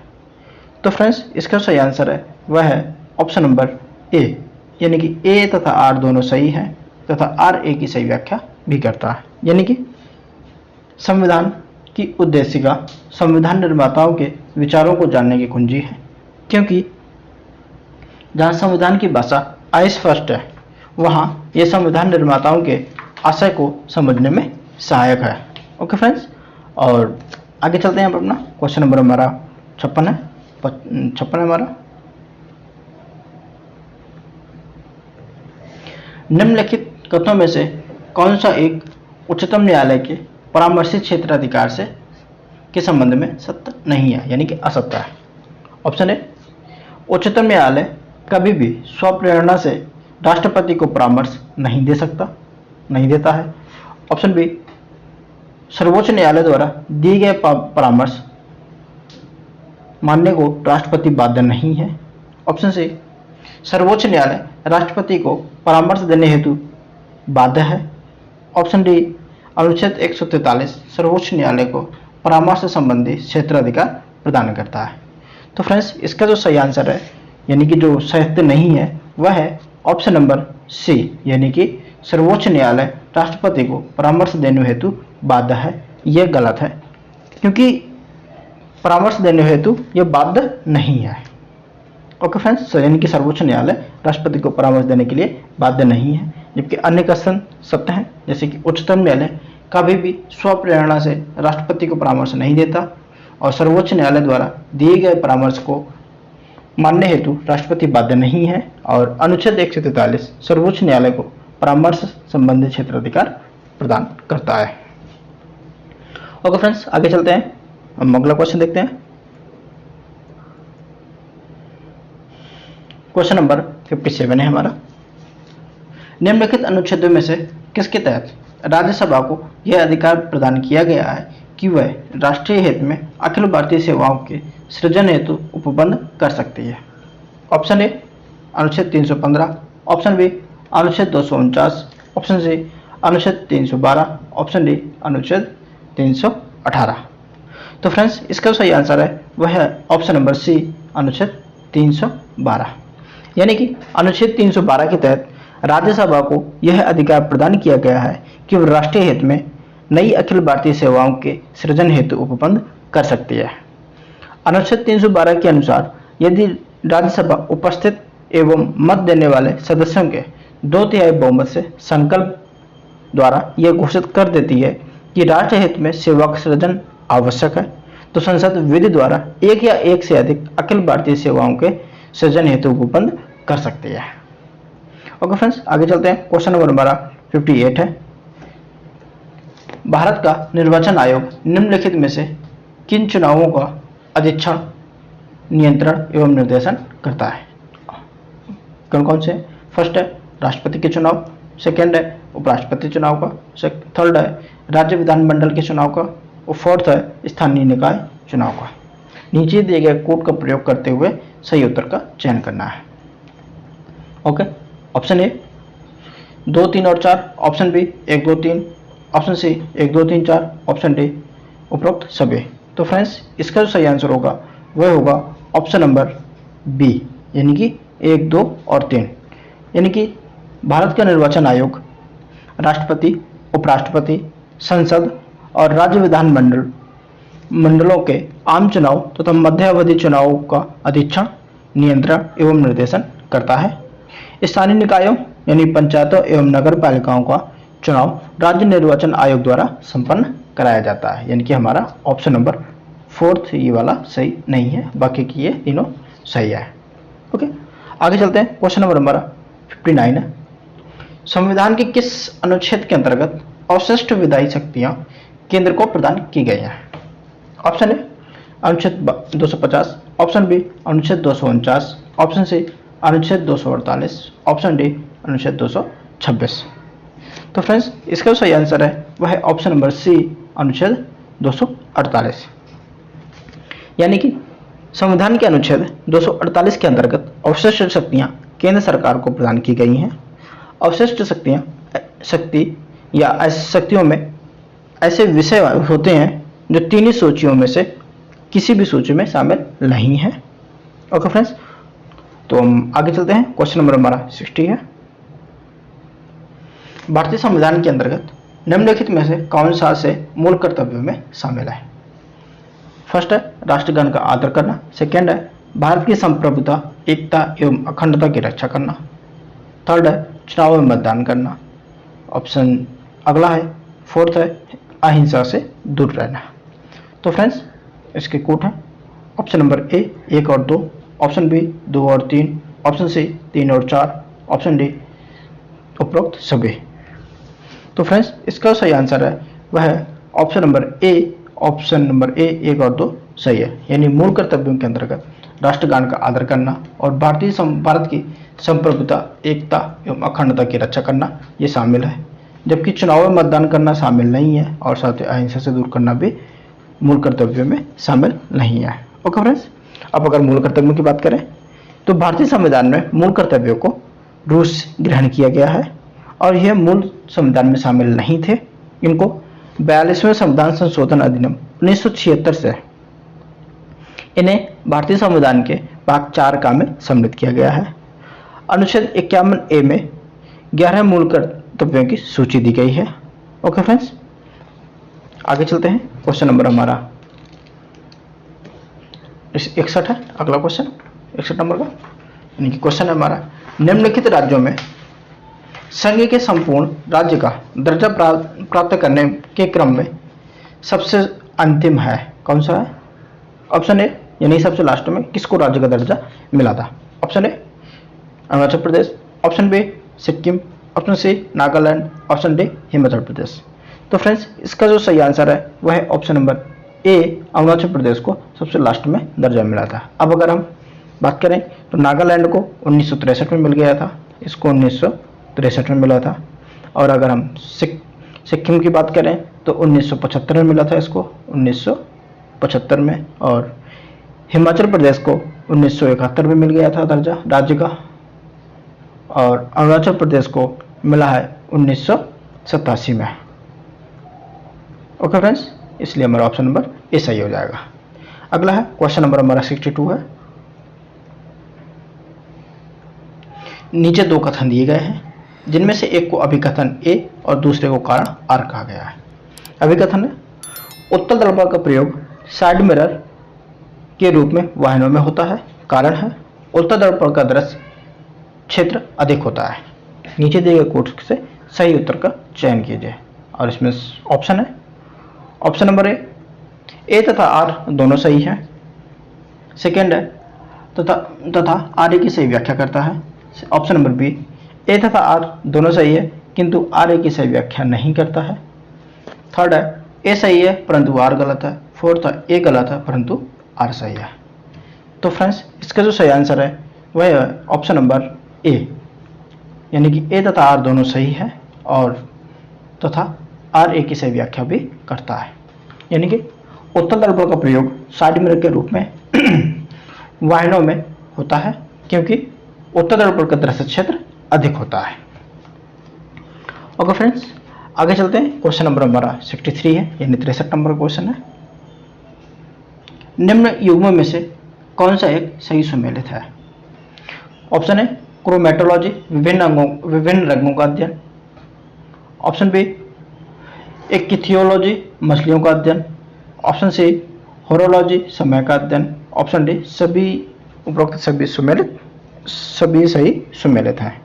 तो फ्रेंड्स इसका सही आंसर है वह है ऑप्शन नंबर डी, उपरोक्त सभी सही सुमेलित है। यानी कि क्रोमेटोलॉजी के तहत विभिन्न रंगों का अध्ययन किया जाता है और इक्थियोलॉजी के तहत मछलियों का अध्ययन किया जाता है और होरोलॉजी के तहत समय का अध्ययन किया जाता है। ओके, अगला क्वेश्चन हमारा सूची 1 को सूची 2 से सुमेलित करें तथा नीचे दी गए कोड की सहायता से सही उत्तर को चुनना है। ओके, सूची 1 में है लवण और सूची 2 में रासायनिक नाम। तो हमारा फर्स्ट है साधारण नमक। तो साधारण नमक को हम लोग सोडियम क्लोराइड कहते हैं, यानी कि A का 3। तो ओके, धावन सोडा को सोडियम कार्बोनेट कहते हैं, यानी B का 4। और सोडा को पोटेशियम नाइट्रेट कहते हैं, यानी कि C का 2। और नीला सोडा को कॉपर सल्फेट कहते हैं, यानी कि D का 1। तो फ्रेंड्स इस हिसाब से हमारा जो आंसर बनेगा, यानी कि A का 3 B का 4, A का 3 B का 4 हमारा A और B में है, तो हमारा C और D तो नहीं हो सकता है, इसलिए हम इसको पहले ही काट देंगे। तो अब हमारा A का 3 B का 4 A और B दोनों में है, तो हम C का देखेंगे, C का 2 है, सोडा को पोटेशियम नाइट्रेट कहते हैं, यानी कि C का 2 हमारा सिर्फ B ऑप्शन में है और D का 1, यानी कि हमारा ऑप्शन नंबर B सही हो जाएगा। ओके, आगे चलते हैं। क्वेश्चन नंबर हमारा 65 है। स्टरलाइजेशन प्रक्रिया होती है कहाँ पर? ऑप्शन ए जल शुद्धिकरण में। ऑप्शन बी लवण शुद्धिकरण में। ऑप्शन सी ग्रीन हाउस गैसों की रोकथाम में। ऑप्शन डी क्षारों एवं अम्लों को अधिक क्रियाशील बनाने में। तो फ्रेंड्स इसका जो सही आंसर है वह है ऑप्शन नंबर ए जल शुद्धिकरण में, यानी कि जल को पीने योग्य बनाने की क्रिया स्टरलाइजेशन कहलाती है। यह क्रिया क्लोरीनीकरण, ओजोनीकरण या परावैंगनी किरणों के द्वारा की जाती है। ओके फ्रेंड्स, आगे चलते हैं। क्वेश्चन नंबर हमारा 66 है। निम्नलिखित युग्मों पर विचार करें। युग्म है मैग्नीशियम, क्लोरोफिल, कॉपर सल्फेट, विड़ानाशक। तीसरा है चांदी, फोटोग्राफी प्लेट। उपरोक्त युग्मों में से कौन सा एक सही सुमेलित है या है? ऑप्शन ए 1 और 3। ऑप्शन बी 2 और 3। ऑप्शन सी 1, 2 और 3। ऑप्शन डी इनमें से कोई नहीं। तो फ्रेंड्स इसका जो सही आंसर है वह है ऑप्शन नंबर सी, यानी 1, 2 और 3, यानी सही सुमेलित, सभी सही सुमेलित है। यानी कि मैग्नीशियम, क्लोरोफिल, कॉपर सल्फेट, विड़ानाशक और चांदी फोटोग्राफी प्लेट होते हैं। ओके फ्रेंड्स, आगे चलते हैं। क्वेश्चन नंबर हमारा 67 है। निम्नलिखित में से किस एक के आधार पर राष्ट्रपति द्वारा संवैधानिक आपात की घोषणा की जाती है? ऑप्शन ए बाह्य आक्रमण के आधार पर। ऑप्शन बी सशस्त्र विद्रोह के आधार पर। ऑप्शन सी केंद्र द्वारा दिए गए निर्देशों का पालन करने या उसे प्रभावी बनाने में असफलता के आधार पर। ऑप्शन डी सांविधिक कठोरता के आधार पर। तो फ्रेंड्स इसका जो सही आंसर है वह है ऑप्शन नंबर सी, यानी केंद्र द्वारा दिए गए निर्देशों का पालन करने या उसे प्रभावी बनाने में असफलता के आधार पर। ओके, यानी कि अनुच्छेद 356 के अनुसार जब राज्य का शासन संवैधानिक आधार पर न चलाया जा रहा हो तब राष्ट्रपति आपातकाल, संवैधानिक आपातकाल की घोषणा करते हैं। संविधान का भाग 18 यानी अनुच्छेद 352 से 360 आपात उपबंधों से संबंधित है। ओके फ्रेंड्स, आगे चलते हैं। क्वेश्चन नंबर हमारा 68 है। निम्नलिखित में से कौन सा गुण भारत की संसदीय व्यवस्था के गुण से मेल नहीं खाता है? ऑप्शन ए बहुमत दल का शासन, ऑप्शन बी राजनीतिक एकरूपता, ऑप्शन सी शक्तियों का सम्मिश्रण, ऑप्शन डी स्थायित्व। तो फ्रेंड्स, इसका जो सही आंसर है वह है ऑप्शन नंबर डी, स्थायित्व। यानी कि जो संसदीय व्यवस्था की विशेषताएं हैं वह है बहुमत दल का शासन, राजनीतिक एकरूपता, शक्तियों का सम्मिश्रण। इसके अलावा और भी है, जैसे राजनीतिक एकरूपता, सामूहिक उत्तरदायित्व भी है और दोहरी सदस्यता भी है, प्रधानमंत्री का नेतृत्व भी है, निचले सदन का नेतृत्व भी इसमें शामिल है, और जबकि स्थायित्व शामिल नहीं है। अगला है, हम आगे चलते हैं क्वेश्चन नंबर 69 पर। निम्नलिखित में से किस एक वाद में उच्चतम न्यायालय द्वारा यह निर्धारित किया गया कि राष्ट्रपति शासन लागू करने की राष्ट्रपति की शक्ति न्यायिक समीक्षा से परे नहीं है? ऑप्शन ए गोलकनाथवाद, ऑप्शन बी बम्बईवाद, option C Prem Prakash Singh, option D Kesavananda भारतीवाद। तो फ्रेंड्स, इसका जो सही आंसर है वह है ऑप्शन नंबर बी, बम्बईवाद। यानी कि बम्बई बनाम भारतीय संघवाद में उच्चतम न्यायालय द्वारा यह निर्धारित किया गया कि राष्ट्रपति शासन लागू करने की राष्ट्रपति की शक्ति न्यायिक समीक्षा से परे नहीं है। वर्ष 1975 में 38वें संविधान संशोधन में यह उपबंध कर दिया गया था कि अनुच्छेद 356 में के प्रयोग में राष्ट्रपति के फैसले को किसी भी न्यायालय में चुनौती नहीं दी जा सकती। 44वें संविधान संशोधन 1978 में द्वारा यह उपबंध समाप्त कर दिया गया। ओके फ्रेंड्स, आगे चलते हैं। क्वेश्चन नंबर 70 है। ऑरलोन किससे बनने वाला पॉलीमर है? Option A acrylonitrile, option B neoprene, option C vinyl chloride, option D tetrafluoroethylene. तो फ्रेंड्स, इसका जो सही आंसर है वह है ऑप्शन नंबर ए, यानी कि ऑरलॉन एक पॉलीमर है। इसके निर्माण में एक्रिलोनाइट्राइल का प्रयोग किया जाता है। ओके फ्रेंड्स, अगला है क्वेश्चन नंबर हमारा 71 है। निम्न में से कौन सा एक वर्ग नियत तापी है? ऑप्शन ए उभयचर, ऑप्शन बी सरीसृप, ऑप्शन सी पक्षी, ऑप्शन डी मत्स्य। तो फ्रेंड्स, इसका सही आंसर है वह है ऑप्शन नंबर सी, पक्षी एक नियत तापी यानी कि वार्म ब्लडेड है। ओके फ्रेंड्स, अगला क्वेश्चन नंबर हमारा 72 है। धावन मशीन का कार्यकारी सिद्धांत है? ऑप्शन ए अपकेंद्रीकरण, ऑप्शन बी अपोहन, ऑप्शन सी उत्क्रम प्राशन, ऑप्शन डी विसरण। तो फ्रेंड्स, इसका जो सही आंसर होगा वह है ऑप्शन नंबर ए, अपकेंद्रीकरण। यानी कि धावन मशीन का कार्यकारी सिद्धांत अपकेंद्रीकरण है। ओके फ्रेंड्स, आगे चलते हैं क्वेश्चन नंबर अपने 73 में।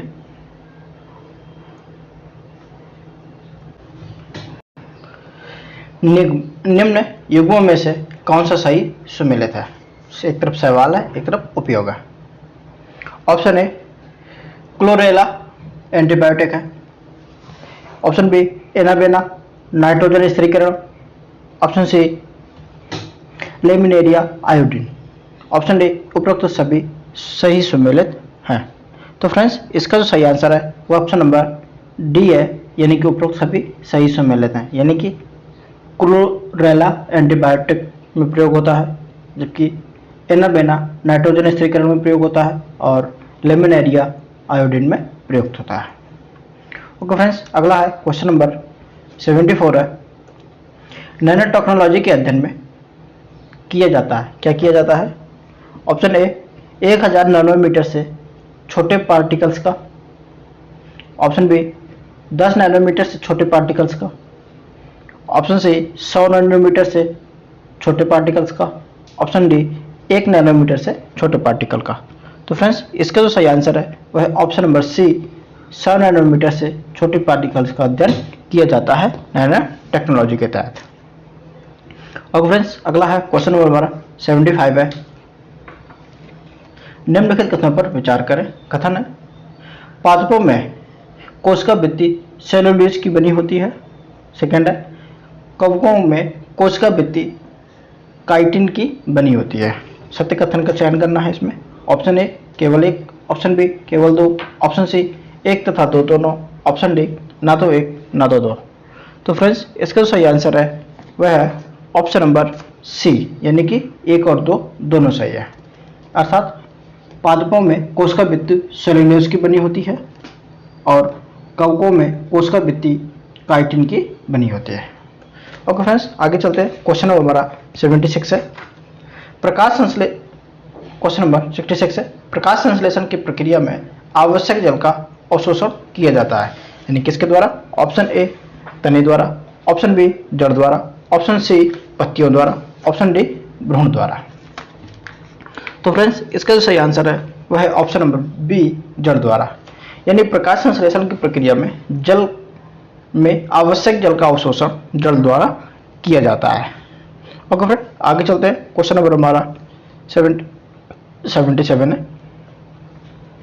निम्नलिखित उपकरणों में से किस एक का प्रयोग हृदय संबंधी असामान्यताओं को पता लगाने के लिए नहीं होता है? Option A pacemaker, option B electrocardiogram, option C auto analyser, option D stethoscope. तो फ्रेंड्स इसका जो सही आंसर है वह option number C auto analyser का प्रयोग नहीं किया जाता है, यानी कि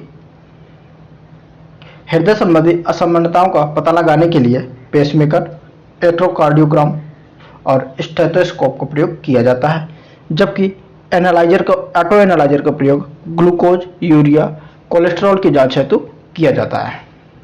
ओके फ्रेंड्स अगला क्वेश्चन नंबर हमारा 78 है। निम्नलिखित हार्मोनों में से कौन सा एक मानव शरीर में जल संतुलन बनाए रखने में सहायक है? Option A luteinising hormone, option B somatotropic hormone, option C anti diuretic hormone, option D इनमें से कोई नहीं। तो फ्रेंड्स इसका जो सही आंसर है वह है option number C anti diuretic hormone, यानी कि मानव शरीर में जल संतुलन बनाए रखने में एंटी डाई यूरेटिक हार्मोन सहायक है। ओके फ्रेंड्स आगे चलते हैं। क्वेश्चन नंबर 78 हो गया। 79 में चलते हैं।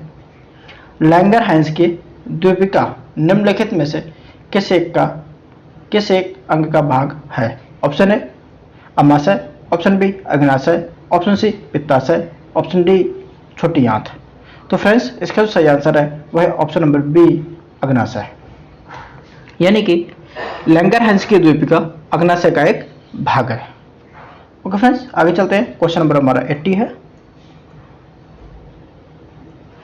निम्नलिखित में से कौन सा वर्णी लवक शैवालों में लाल रंग के लिए उत्तरदायी होता है? Option A phaeoplast, option B rhodoplast, option C xanthophyll, option D lycopene. तो फ्रेंड्स इसका सही आंसर है वह है ऑप्शन नंबर बी रोडोप्लास्ट, यानी कि रोडोप्लास्ट वर्णी लवक शैवालों में लाल रंग के लिए उत्तरदायी होता है। ओके फ्रेंड्स अगला क्वेश्चन नंबर 81 है। निम्नलिखित में से कौन सा एक सीरम को सही रूप से प्रदर्शित करता है?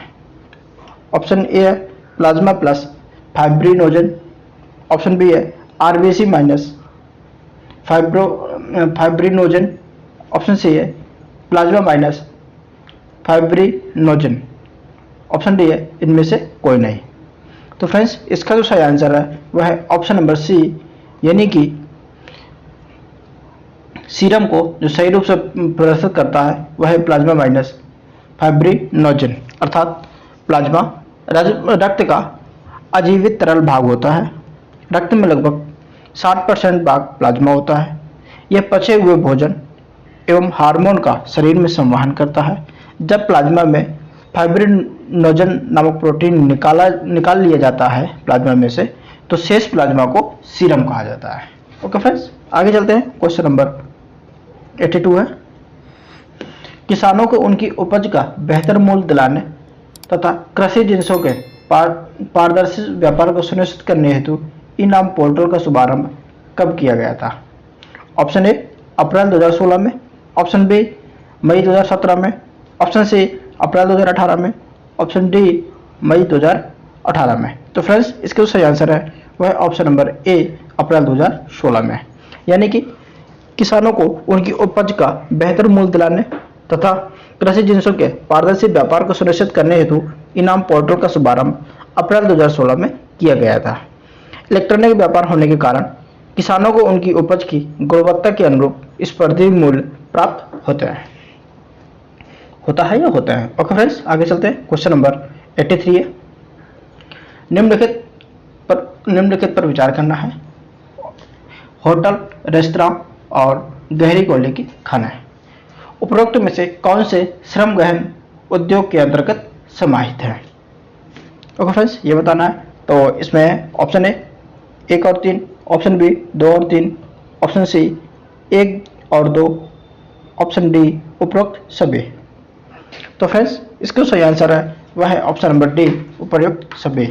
यानी कि श्रम गहन उद्योग के अंतर्गत होटल, रेस्तरां और गहरी कोयले की खाने समाहित की जाती हैं। ओके, और श्रम गहन उद्योग वे उद्योग हैं जिनमें श्रम मूल्य का महत्व पूंजी मूल्य की तुलना में अधिक होता है। ओके फ्रेंड्स, आगे चलते हैं। क्वेश्चन नंबर हमारा 84 है। नीचे दो कथन दिए गए हैं जिनमें से एक को अभिकथन ए और दूसरे को कारण आर कहा गया है। अभिकथन है, दी हुई समयावधि में कीमतें एवं मौद्रिक आय दोनों दोगुनी होने पर वास्तविक आय अपरिवर्तित रहती है। कारण है, बढ़ी हुई कीमतें बढ़ी हुई मौद्रिक आय को प्रतिसंतुलित कर देती हैं। नीचे दिए गए कूट में से सही उत्तर का चयन कीजिए। कूट है, ए तथा आर दोनों सही है तथा आर ए की सही व्याख्या करता है। ऑप्शन बी है, ए तथा आर दोनों सही है किंतु आर ए की सही व्याख्या नहीं करता है। ऑप्शन सी है, ए सही है परंतु आर गलत है। ऑप्शन डी है, ए गलत है परंतु आर सही है। तो फ्रेंड्स इसका जो सही आंसर होगा वह है ऑप्शन नंबर ए, यानी कि ए तथा आर दोनों सही है और आर ए की सही व्याख्या भी करता है। अर्थात दी हुई समयावधि में कीमतें एवं मौद्रिक आय दोगुनी होने पर वास्तविक आय अपरिवर्तित रहती है। कारण क्योंकि बढ़ी हुई कीमतें बढ़ी हुई मौद्रिक आय को प्रतिसंतुलित कर देती हैं। अगला क्वेश्चन है, नेक्स्ट क्वेश्चन हमारा 85 है। निम्नलिखित में से कौन पूंजी निर्माण की प्रक्रिया में सम्मिलित है? ऑप्शन ए बचत सृजन, ऑप्शन बी बचत संग्रहण, ऑप्शन सी बचत का निवेश, ऑप्शन डी उपरोक्त सभी। तो फ्रेंड्स इसका सही आंसर है वह है ऑप्शन नंबर डी उपरोक्त सभी। अर्थात पूंजी निर्माण प्रक्रिया में जो सम्मिलित है वह बचत सृजन भी है और बचत संग्रहण भी है और बचत का निवेश भी शामिल होता है। ओके फ्रेंड्स, आगे चलते हैं। क्वेश्चन नंबर हमारा 86 है। जीवन की भौतिक गुणवत्ता सूचकांक का प्रतिपादन किसने किया था? Option A Adam Smith, option B Amartya Sen, option C Morris D Morris, option D John Adams. तो फ्रेंड्स इसका जो सही आंसर है वह ऑप्शन नंबर सी मारिस डी मारिस ने किया था। ओके, आगे चलते हैं। क्वेश्चन नंबर 87 है। वह बाजार जिसमें अल्पकालीन राशियों के रूप में उधार लिया व दिया जाता है कहलाता है, यानी क्या कहलाता है? ऑप्शन ए भारतीय पूंजी बाजार, ऑप्शन बी भारतीय मुद्रा बाजार, ऑप्शन सी अवर्गीकृत समय सापेक्ष बाजार, ऑप्शन डी इनमें से कोई नहीं। तो फ्रेंड्स इसका सही आंसर है वह ऑप्शन नंबर बी भारतीय मुद्रा बाजार, यानी वह बाजार जिसमें अल्पकालीन राशियों के रूप में उधार लिया व दिया जाता है भारतीय मुद्रा बाजार कहलाता है। ओके फ्रेंड्स, आगे चलते हैं। क्वेश्चन नंबर 88 है। डब्ल्यूटीओ के नियमों के अनुसार किस प्रकार की सब्सिडी को धीरे धीरे समाप्त किया जाना चाहिए? Option A amber box subsidy, option B blue box subsidy, option C green box subsidy, option D red box subsidy. तो फ्रेंड्स इसका जो सही आंसर है वह है option number A amber box subsidy का, यानी कि डब्ल्यूटीओ के नियमानुसार एम्बर बॉक्स सब्सिडी को धीरे धीरे समाप्त किया जाना चाहिए। ओके फ्रेंड्स, आगे चलते हैं। क्वेश्चन नंबर 89 है। श्रम योगी मानधन योजना निम्न में से किससे संबंधित है? ऑप्शन ए बंधुआ मजदूरों के पुनर्वास से, ऑप्शन बी असंगठित क्षेत्र के श्रमिकों की पेंशन योजना से, ऑप्शन सी कामगारों की न्यूनतम मजदूरी से, ऑप्शन डी कारखानों में काम के घंटों से।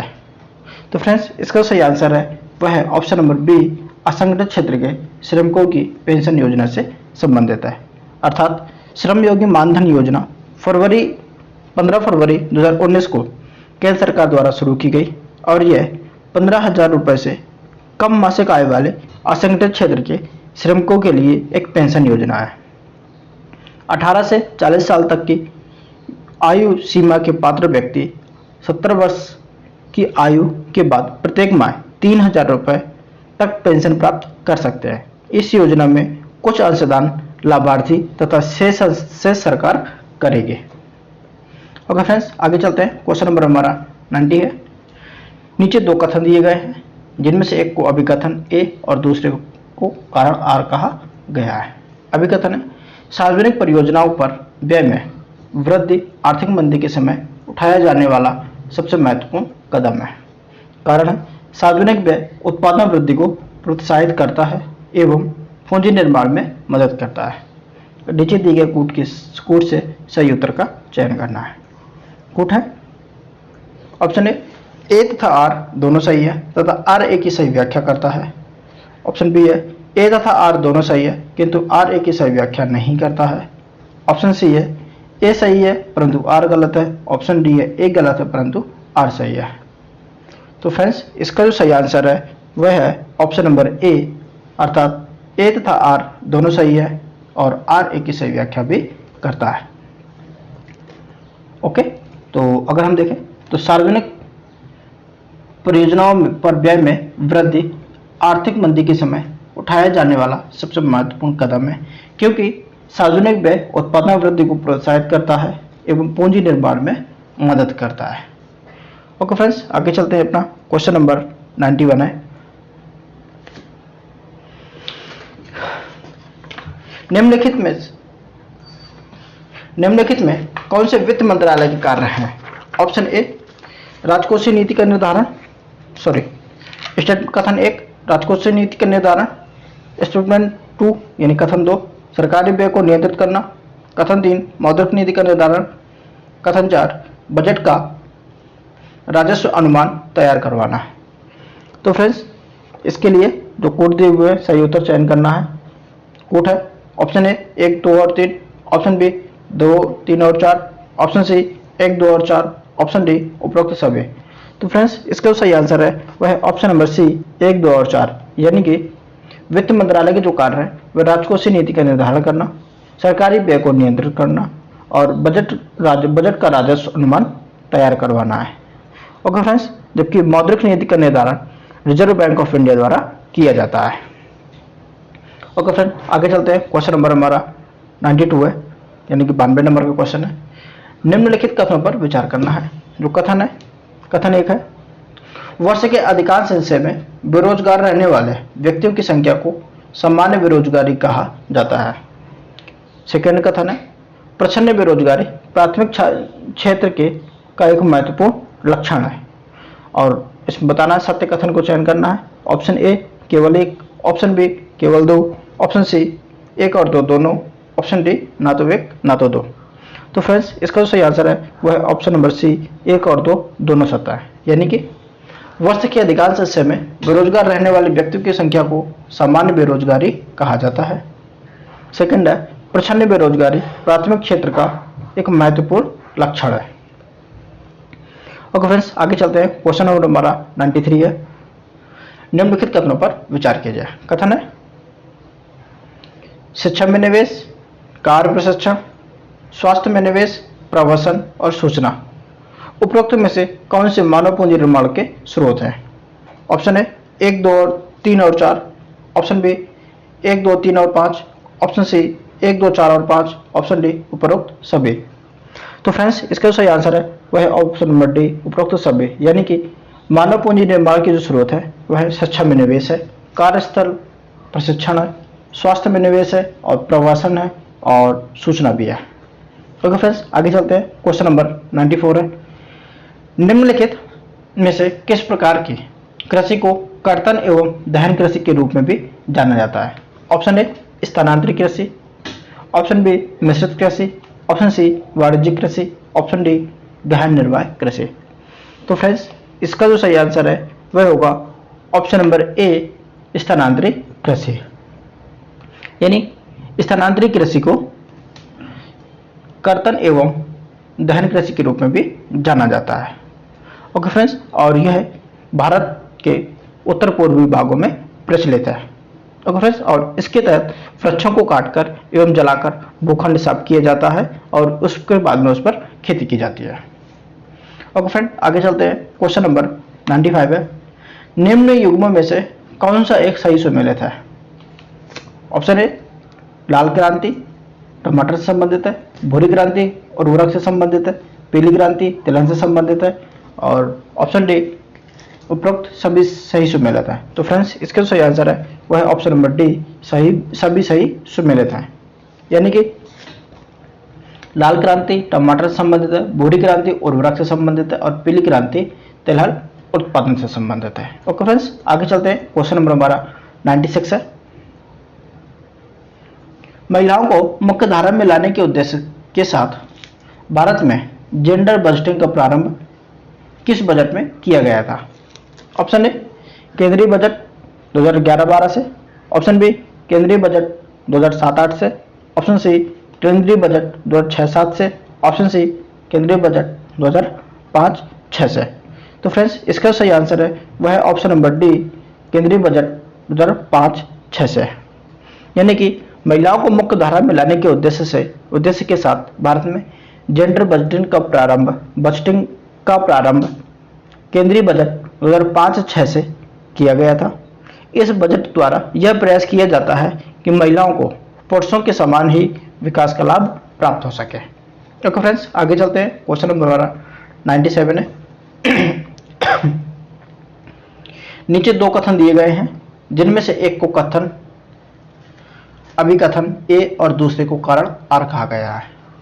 अभिकथन है, खुली वायु में कुछ दिन छोड़ देने पर चांदी की वस्तुएं काली होने लगती हैं। कारण, चांदी वायु में उपस्थित ऑक्सीजन से अभिक्रिया कर सिल्वर सल्फाइड का निर्माण करती है। नीचे दिए गए कोट से सही उत्तर का चयन कीजिए। कोट है ऑप्शन ए तथा आर दोनों सही है तथा आर ए की सही व्याख्या करता है। ऑप्शन बी है ए और आर दोनों सही है किंतु आर ए की सही व्याख्या नहीं करता है। ऑप्शन सी है ए सही है परंतु आर गलत है। ऑप्शन डी है ए गलत है परंतु आर सही है। तो फ्रेंड्स, इसका जो सही आंसर है ऑप्शन नंबर ए है, यानी ए तथा आर दोनों सही है तथा आर ए की सही व्याख्या भी करता है। यानी कि खुली वायु में कुछ दिन छोड़ देने पर चांदी की वस्तुएं काली होने लगती हैं क्योंकि चांदी वायु में उपस्थित ऑक्सीजन से अभिक्रिया कर सिल्वर सल्फाइड का निर्माण करती है। ओके फ्रेंड्स, आगे चलते हैं। क्वेश्चन नंबर हमारा 98 है, निम्नलिखित में से कौन सा एक औद्योगिक तंत्र का सही क्रम है?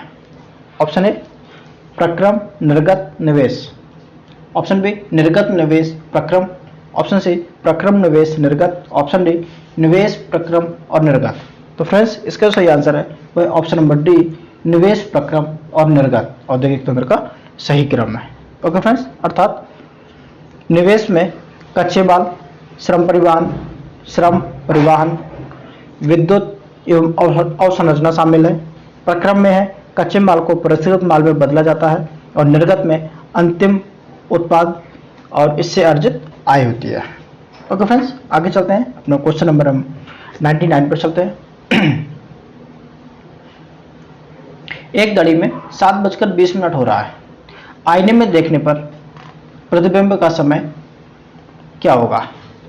Option A 4:40, option B 4:50, option C 4:30, option B D 4:20।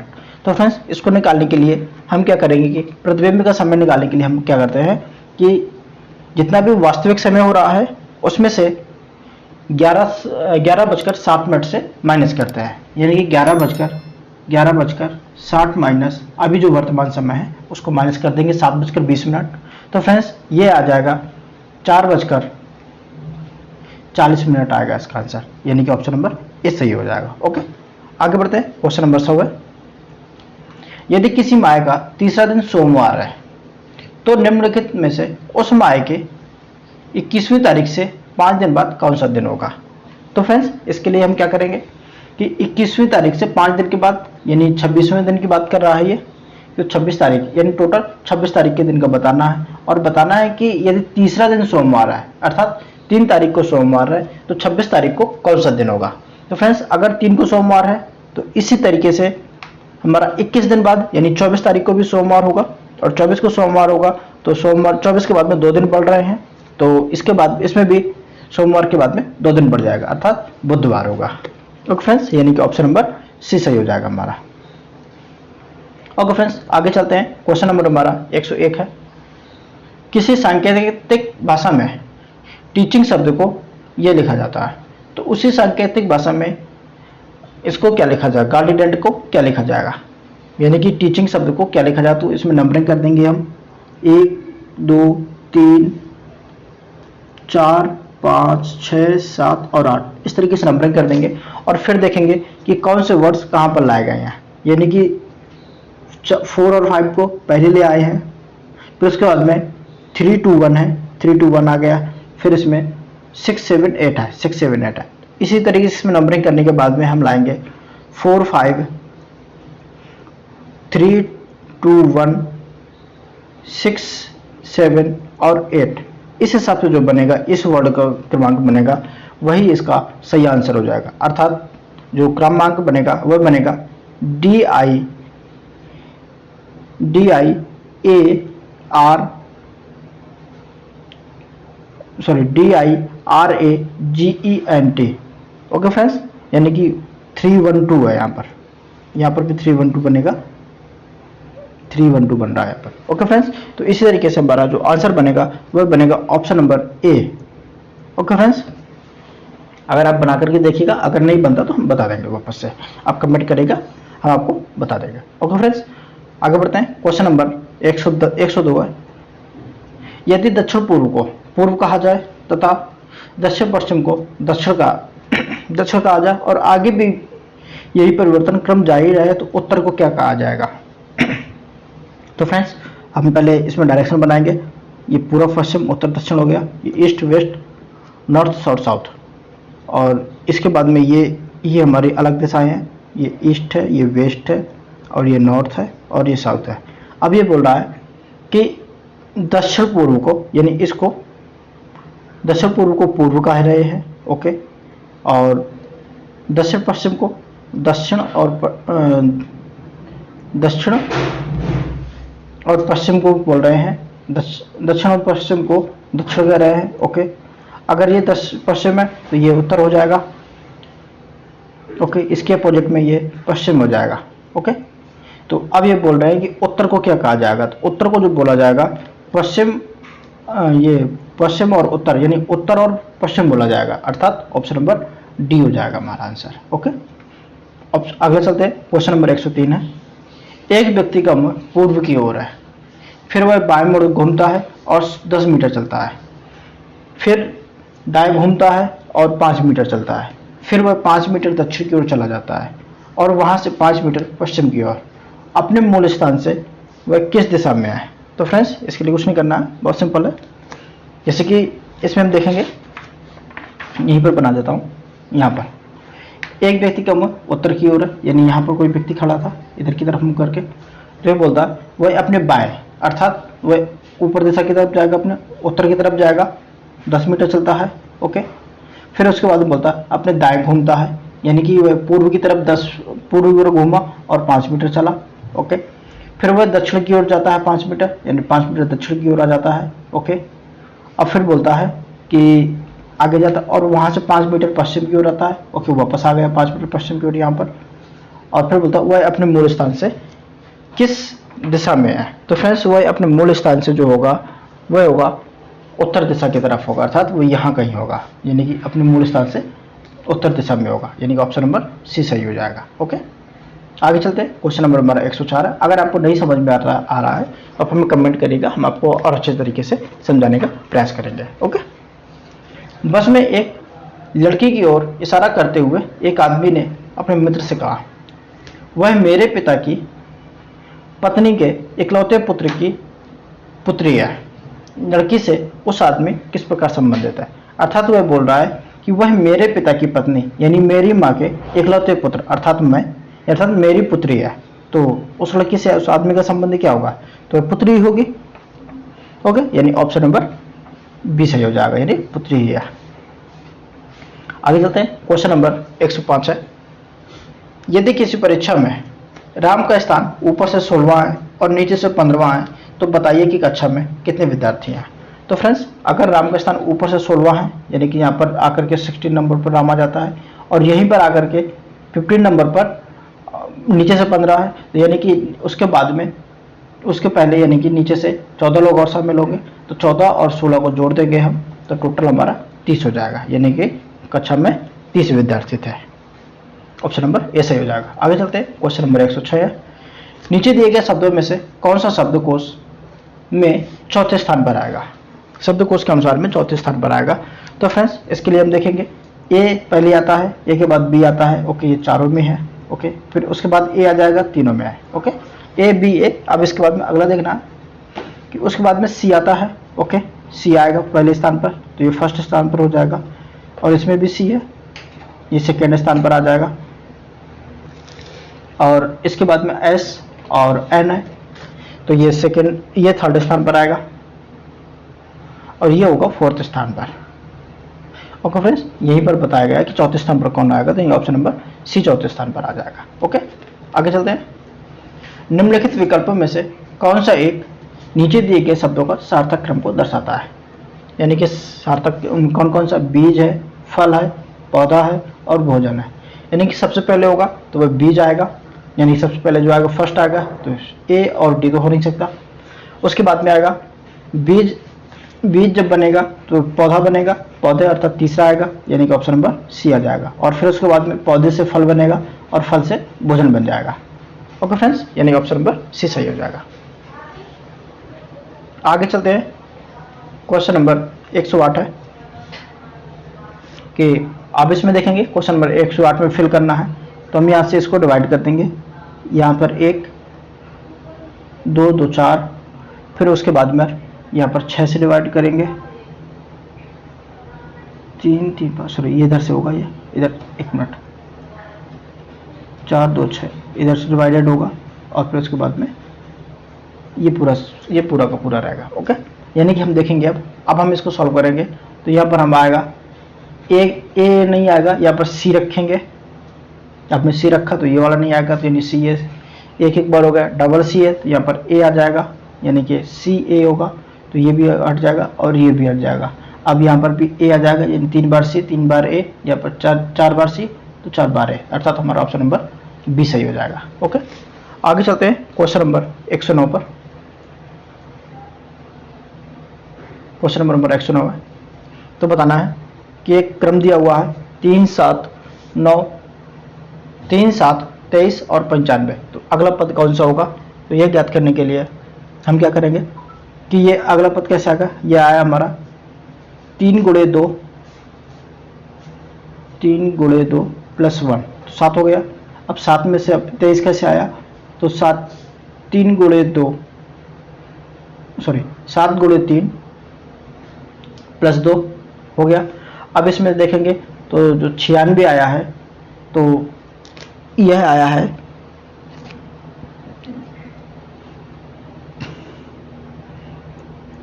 23 गुणे 4 प्लस 3, तो ये 95 आ जाएगा। और फिर अगला जो पद निकालना है तो वह पद आएगा 95 गुणे 5 प्लस 4। तो फ्रेंड्स, इसका जो सही आंसर आएगा वह आएगा ऑप्शन नंबर बी 779। आप एक बार करके देखिएगा, अगर नहीं होगा तो हम सॉल्व करवा देंगे। ओके, अगला है 110 नंबर का। LAKE PEOI से जिस प्रकार संबंधित है उसी प्रकार से MEAT किससे संबंधित होगा? तो फ्रेंड्स देखेंगे, L के बाद में चौथे स्थान पर पी आएगा, यानी +4 ऐड करेंगे तो पी आ जाएगा। ए के में 4 +4 कर देंगे तो ई आ जाएगा। इसी तरीके से एम में अगर +4 करेंगे तो हमारा आएगा पी, सॉरी जो अगर एम में हम +4 करेंगे तो हमारा क्यू आ जाएगा। अर्थात ये ऑप्शन डी और ऑप्शन सी तो सही नहीं होगा। और ए में हम, और उसके अलावा ई में हम +4 करेंगे तो हमारा आई आएगा, यानी कि ऑप्शन नंबर हमारा बी आ जाएगा, ना कि ए सही होगा। ऑप्शन नंबर बी सही हो जाएगा। ओके फ्रेंड्स, अब आगे चलते हैं अपने क्वेश्चन नंबर 111 की तरफ। उत्तर प्रदेश के बुंदेलखंड क्षेत्र में सर्वाधिक तापमान पाया जाता है, इसका प्रमुख कारण क्या है? ऑप्शन नंबर ए कर्क रेखा का इसके निकट होना, ऑप्शन बी पत्थरों एवं पहाड़ियों की अधिकता, ऑप्शन सी जल संसाधनों की कमी, ऑप्शन डी उपरोक्त सभी। तो फ्रेंड्स, इसका सही आंसर है वह है ऑप्शन नंबर ए कर्क रेखा का इसके निकट होना। ओके फ्रेंड्स, आगे चलते हैं। क्वेश्चन नंबर हमारा 112 है। उत्तर प्रदेश में स्थित निम्नलिखित जिलों में से किस एक में भाबर क्षेत्र का विस्तार नहीं है? Option A Saharanpur, option B Pilibhit, option C Lakhimpur, option D Gorakhpur. तो फ्रेंड्स, इसका जो सही आंसर है वह ऑप्शन नंबर डी गोरखपुर, यानी कि गोरखपुर में भाबर क्षेत्र का विस्तार नहीं है, जबकि भाबर क्षेत्र का विस्तार सहारनपुर, लखीमपुर और पीलीभीत में है। ओके फ्रेंड्स, आगे चलते हैं। क्वेश्चन नंबर हमारा 113 है। निम्नलिखित में से कौन सी एक आकृति उत्तर प्रदेश के राजकीय चिन्ह पर अंकित नहीं है? कौन सी नहीं है? ऑप्शन ए मछली, ऑप्शन बी सारस, ऑप्शन सी तीर, ऑप्शन डी धनुष। तो फ्रेंड्स, इसका सही आंसर है वह ऑप्शन नंबर बी सारस, अर्थात उत्तर प्रदेश के राजकीय चिन्ह पर मछली, तीर और धनुष की आकृति अंकित है। ओके फ्रेंड्स, और हमारा उत्तर प्रदेश का जो अगर हमारा राजकीय पक्षी है वह है सारस या क्रौंच। देखो फ्रेंड, आगे चलते हैं। क्वेश्चन नंबर 114 है। निम्नलिखित कथनों पर विचार करें। कथन है उत्तर प्रदेश में सर्वाधिक चना बुंदेलखंड क्षेत्र में होता है। सेकेंड है अमरूद के लिए प्रयोग एवं प्रशिक्षण केंद्र प्रयागराज में है। तीसरा है उन्नाव में पुष्प इत्र का निर्माण होता है। उपरोक्त में से कौन से कथन सत्य है? ऑप्शन ए केवल 1 और 3, ऑप्शन बी 2 और 3, ऑप्शन सी 1 और 2, ऑप्शन डी उपरोक्त सभी। तो फ्रेंड्स, इसका सही आंसर है वह है ऑप्शन नंबर सी 1 और 2, अर्थात उत्तर प्रदेश में सर्वाधिक चना बुंदेलखंड क्षेत्र में होता है। अमरूद के लिए प्रयोग एवं प्रशिक्षण केंद्र प्रयागराज में है और पुष्प इत्र का निर्माण उन्नाव में नहीं बल्कि कन्नौज में किया जाता है। ओके फ्रेंड्स, इसलिए हमारा तीसरा वाला गलत हो जाएगा। आगे चलते हैं। क्वेश्चन नंबर 115 है। निम्न युग्मों में से कौन सा एक युग्म सही सुमेलित नहीं है? एक तरफ उद्योग है, दूसरी तरफ केंद्र है। ए सिगरेट निर्माण गाजियाबाद, बी बेत छड़ियाँ बरेली, सी दरी निर्माण मिर्जापुर, डी मिट्टी के खिलौने अलीगढ़। तो फ्रेंड्स, इसका जो सही आंसर होगा वह है ऑप्शन नंबर डी, क्योंकि मिट्टी के खिलौने अलीगढ़ में नहीं बल्कि आगरा एवं गोरखपुर जिले में प्रसिद्ध है और अलीगढ़ में ताला उद्योग के लिए प्रसिद्ध है अलीगढ़। बाकी के सभी सही हैं। सिगरेट निर्माण गाजियाबाद के लिए प्रसिद्ध है, बेत की छड़ियाँ बरेली में है और दरी निर्माण मिर्जापुर में है। ओके फ्रेंड्स, आगे चलते हैं। क्वेश्चन नंबर 116 है। बेतवा नहर द्वारा निम्नलिखित में से कौन सा जिला लाभान्वित नहीं होता है? Option A Jhansi, option B Jalaun, option C Hamirpur, option D Banda. तो फ्रेंड्स, इसका सही आंसर है वह है ऑप्शन नंबर डी बांदा जिला इससे लाभान्वित नहीं होता है बेतवा से, जबकि झांसी, हमीरपुर और जालौन जिला बेतवा से लाभान्वित होते हैं। ओके फ्रेंड्स, आगे चलते हैं। क्वेश्चन नंबर हमारा 117 है। फ्रिएटोफाइटस पौधे पाए जाते हैं कहाँ पर? ऑप्शन ए आर्द्रभूमि स्थलों पर, ऑप्शन बी मरुस्थल में, ऑप्शन सी नदियों के तट पर, ऑप्शन डी टुंड्रा प्रदेशों में। तो फ्रेंड्स, इसका सही आंसर है वह है ऑप्शन नंबर बी मरुस्थल में, यानी कि मरुस्थल में फ्रिएटोफाइटस पौधे पाए जाते हैं। ओके फ्रेंड्स, और इन पौधों की जड़ें अत्यधिक लंबी होती हैं। यह भूमि में काफ़ी गहराई तक जाकर जल का अवशोषण करते हैं। ओके फ्रेंड, अगला है हमारा क्वेश्चन नंबर 118 है। निम्नलिखित में से कौन सा उत्तर प्रदेश के कानपुर जिले में स्थित है? ऑप्शन ए उत्तर प्रदेश लघु निगम लिमिटेड, लघु उद्योग निगम limited. Option B Uttar Pradesh वित्तीय निगम। ऑप्शन सी उत्तर प्रदेश राज्य औद्योगिक विकास निगम। ऑप्शन डी उपरोक्त सभी। तो फ्रेंड्स इसका सही आंसर है वह है ऑप्शन नंबर डी उपरोक्त सभी, अर्थात उत्तर प्रदेश के कानपुर जिले में ये सब के सब स्थित हैं, अर्थात उत्तर प्रदेश लघु उद्योग निगम लिमिटेड, उत्तर प्रदेश वित्तीय निगम, उत्तर प्रदेश राज्य औद्योगिक विकास निगम। ओके फ्रेंड्स, आगे चलते हैं। क्वेश्चन नंबर 119 है, निम्नलिखित कथनों में से कौन सा एक सत्य है? ऑप्शन ए काशी गंगा लौकी की प्रजाति है। ऑप्शन बी शुष्क सम्राट ये धान की एक प्रजाति है। ऑप्शन सी ग्रीन गोल्ड ये चाय की एक किस्म है। ओके फ्रेंड्स, यानी कि चाय की एक प्रजाति है। तो फ्रेंड्स ऑप्शन डी उपरोक्त सभी कथन सत्य है। तो फ्रेंड्स इसका जो सही आंसर होगा वह है ऑप्शन नंबर डी सभी कथन सत्य है, अर्थात काशी गंगा लौकी की प्रजाति है, शुष्क सम्राट धान की प्रजाति है और ग्रीन गोल्ड चाय की एक प्रजाति है। ओके फ्रेंड्स, आगे चलते हैं। क्वेश्चन नंबर हमारा 120 है, कर्मा निम्नलिखित में से किस जनजाति का नृत्य है? Option A Buksa, option B Kharwar, option C Tharu, option D Saharia. तो फ्रेंड्स इसका जो सही आंसर होगा वह है ऑप्शन नंबर बी खरवार जाति का, यानी कि खरवार जनजाति के लोग उत्तर प्रदेश के मुख्यतः सोनभद्र जिले में रहते हैं। इनका मूल निवास क्षेत्र पलामू झारखंड है। कर्मा खरवार जनजाति का नृत्य है। ओके फ्रेंड, अगला है, आगे चलते हैं। क्वेश्चन नंबर हमारा 121 है, मार्च 2023 में निम्नलिखित में से कौन सा भारतीय राज्य 100% विद्युतीकरण रेलवे नेटवर्क वाला भारत का प्रथम राज्य बना है? तो फ्रेंड्स इसके ऑप्शन है, option number A Gujarat, option B Maharashtra, option C Haryana, option D Punjab. तो फ्रेंड्स इसका जो सही आंसर है वह है ऑप्शन नंबर सी हरियाणा। अगला क्वेश्चन है क्वेश्चन नंबर 122 है, मार्च 2023 में किस राज्य ने थंथई पेरियार वन्यजीव अभ्यारण्य को राज्य के 18वें वन्यजीव अभ्यारण्य के रूप में अधिसूचित किया है? ऑप्शन ए Tamil Nadu, option B Kerala, option C Maharashtra, option D Karnataka. तो फ्रेंड्स इसका जो सही आंसर है वह है ऑप्शन नंबर ए तमिलनाडु। ओके फ्रेंड्स, आगे है क्वेश्चन नंबर 123 है, एशिया के सबसे बड़े अंतर्राष्ट्रीय खाद्य एवं आतिथ्य मेला तो आहार 2023 का आयोजन कहां पर किया गया? Option A Mumbai, option B Nai Delhi, option C Bengaluru, option D Jaipur. तो फ्रेंड्स इसका जो सही आंसर होगा वह है option number B Nai Delhi में। ओके, यानी कि आहार 2023 यानी मेला जो हुआ वह नई दिल्ली में आयोजन किया गया था उसका। ओके फ्रेंड्स, आगे चलते हैं। क्वेश्चन नंबर 124 होगा, मार्च 2023 में 19वीं बिम्स्टेक मंत्रिस्तरीय बैठक का आयोजन किया गया, जिसमें किस देश में BIMSTEC centre for weather and climate की स्थापना का निर्णय लिया गया है? ऑप्शन ए भारत में, ऑप्शन बी बांग्लादेश में, ऑप्शन सी थाईलैंड में, ऑप्शन डी श्रीलंका में। तो फ्रेंड्स इसका जो सही आंसर है वह है ऑप्शन नंबर ए भारत में। ओके फ्रेंड्स, आगे चलते हैं। क्वेश्चन नंबर 125 है, मार्च 2023 में संयुक्त राष्ट्र 2023 जल सम्मेलन का आयोजन कहां पर किया गया? ऑप्शन ए न्यूयॉर्क अमेरिका में, ऑप्शन बी पेरिस फ्रांस में, ऑप्शन सी ओटावा कनाडा में, ऑप्शन डी वियना ऑस्ट्रेलिया में। तो फ्रेंड्स इसका जो सही आंसर है वह है ऑप्शन नंबर ए न्यूयॉर्क अमेरिका में।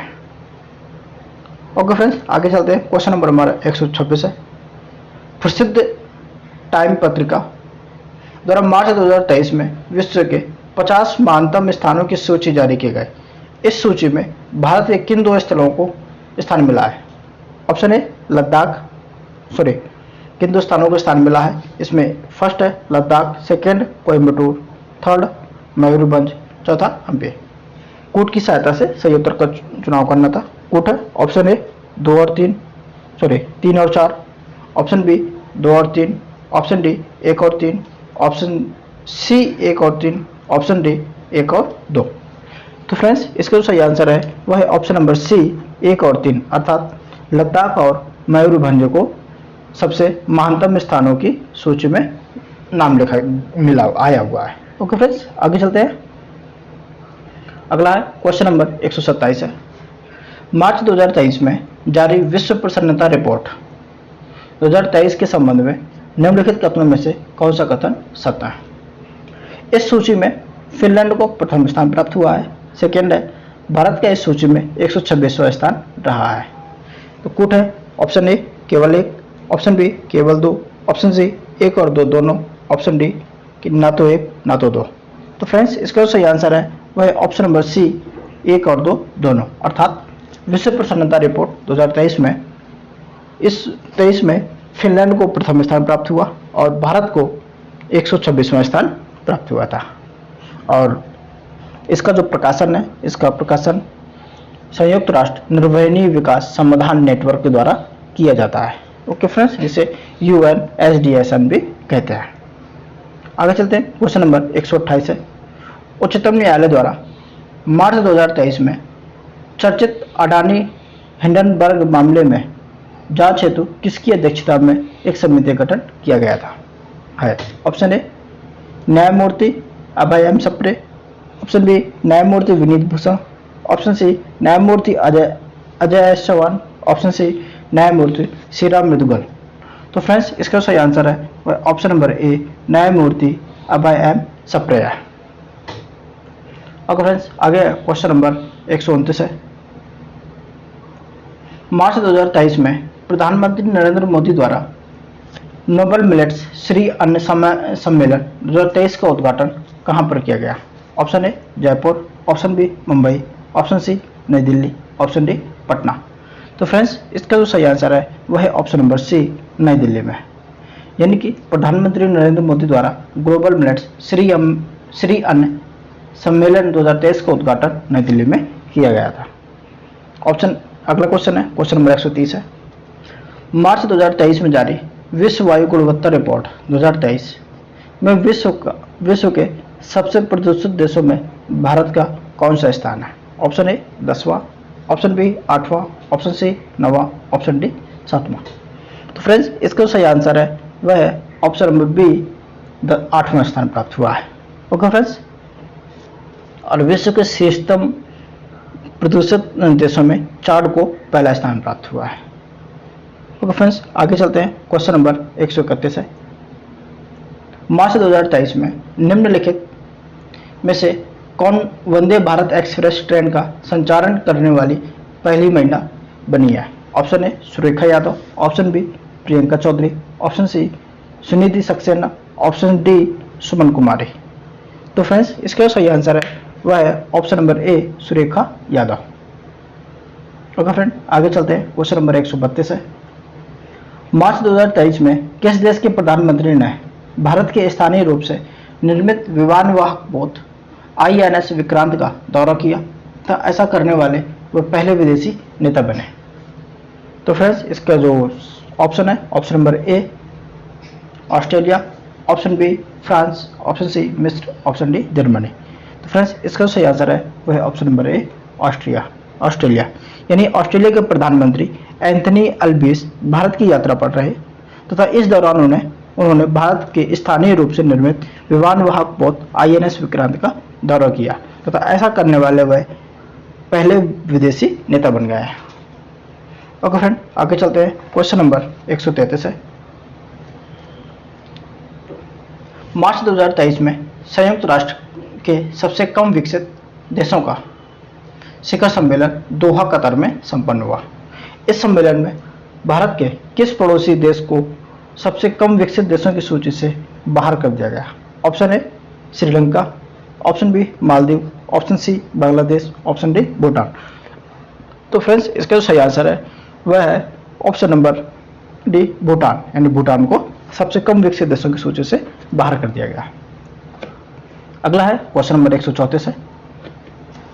मार्च 2023 में आसियान भारत व्यापार शिखर सम्मेलन का सम्मेलन कहाँ हुआ?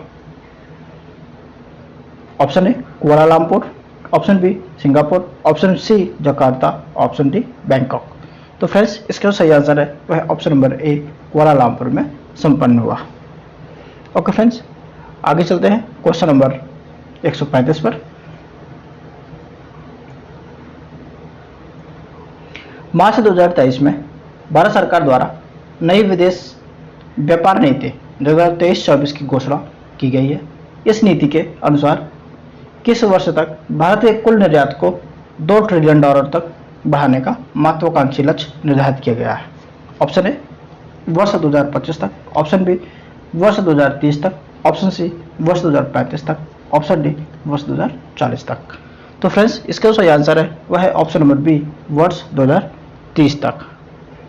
ओके फ्रेंड्स, आगे चलते हैं। क्वेश्चन नंबर हमारा 136 है। मार्च 2023 में केंद्रीय सड़क और परिवहन मंत्री नितिन गडकरी द्वारा भारत के किस शहर में मेथनॉल से चलने वाली बसों का अनावरण किया गया? Option A Mumbai, option B Pune, option C Bengaluru, option D Ahmedabad. तो फ्रेंड्स इसका जो सही आंसर है वह है ऑप्शन नंबर सी बेंगलुरु में।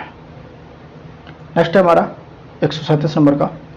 मार्च 2023 में प्रधानमंत्री नरेंद्र मोदी द्वारा भारत के किस शहर में देश के पहले public ropeway network urban transport ropeway की आधारशिला रखी गई?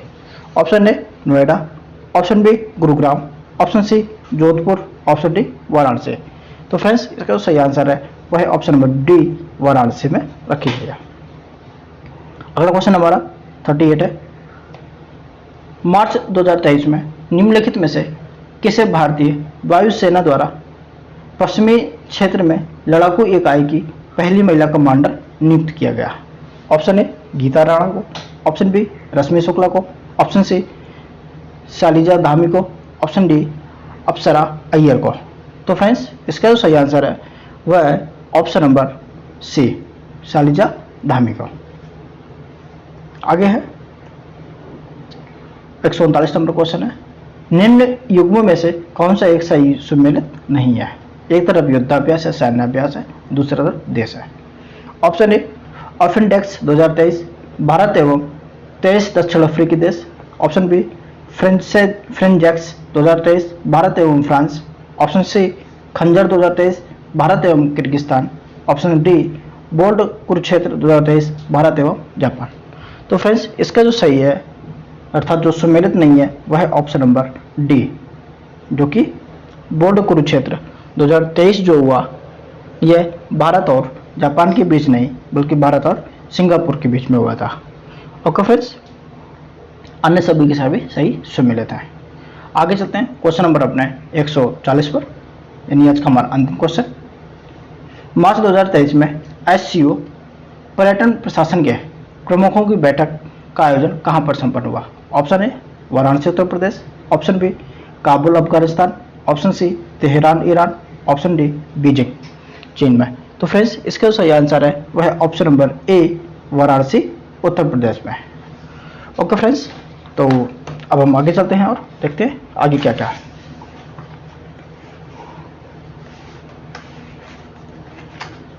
तो फ्रेंड आज के लिए इतना ही। आगे भी इसी तरह के प्रश्न पत्रों को सॉल्व करवाया जाएगा।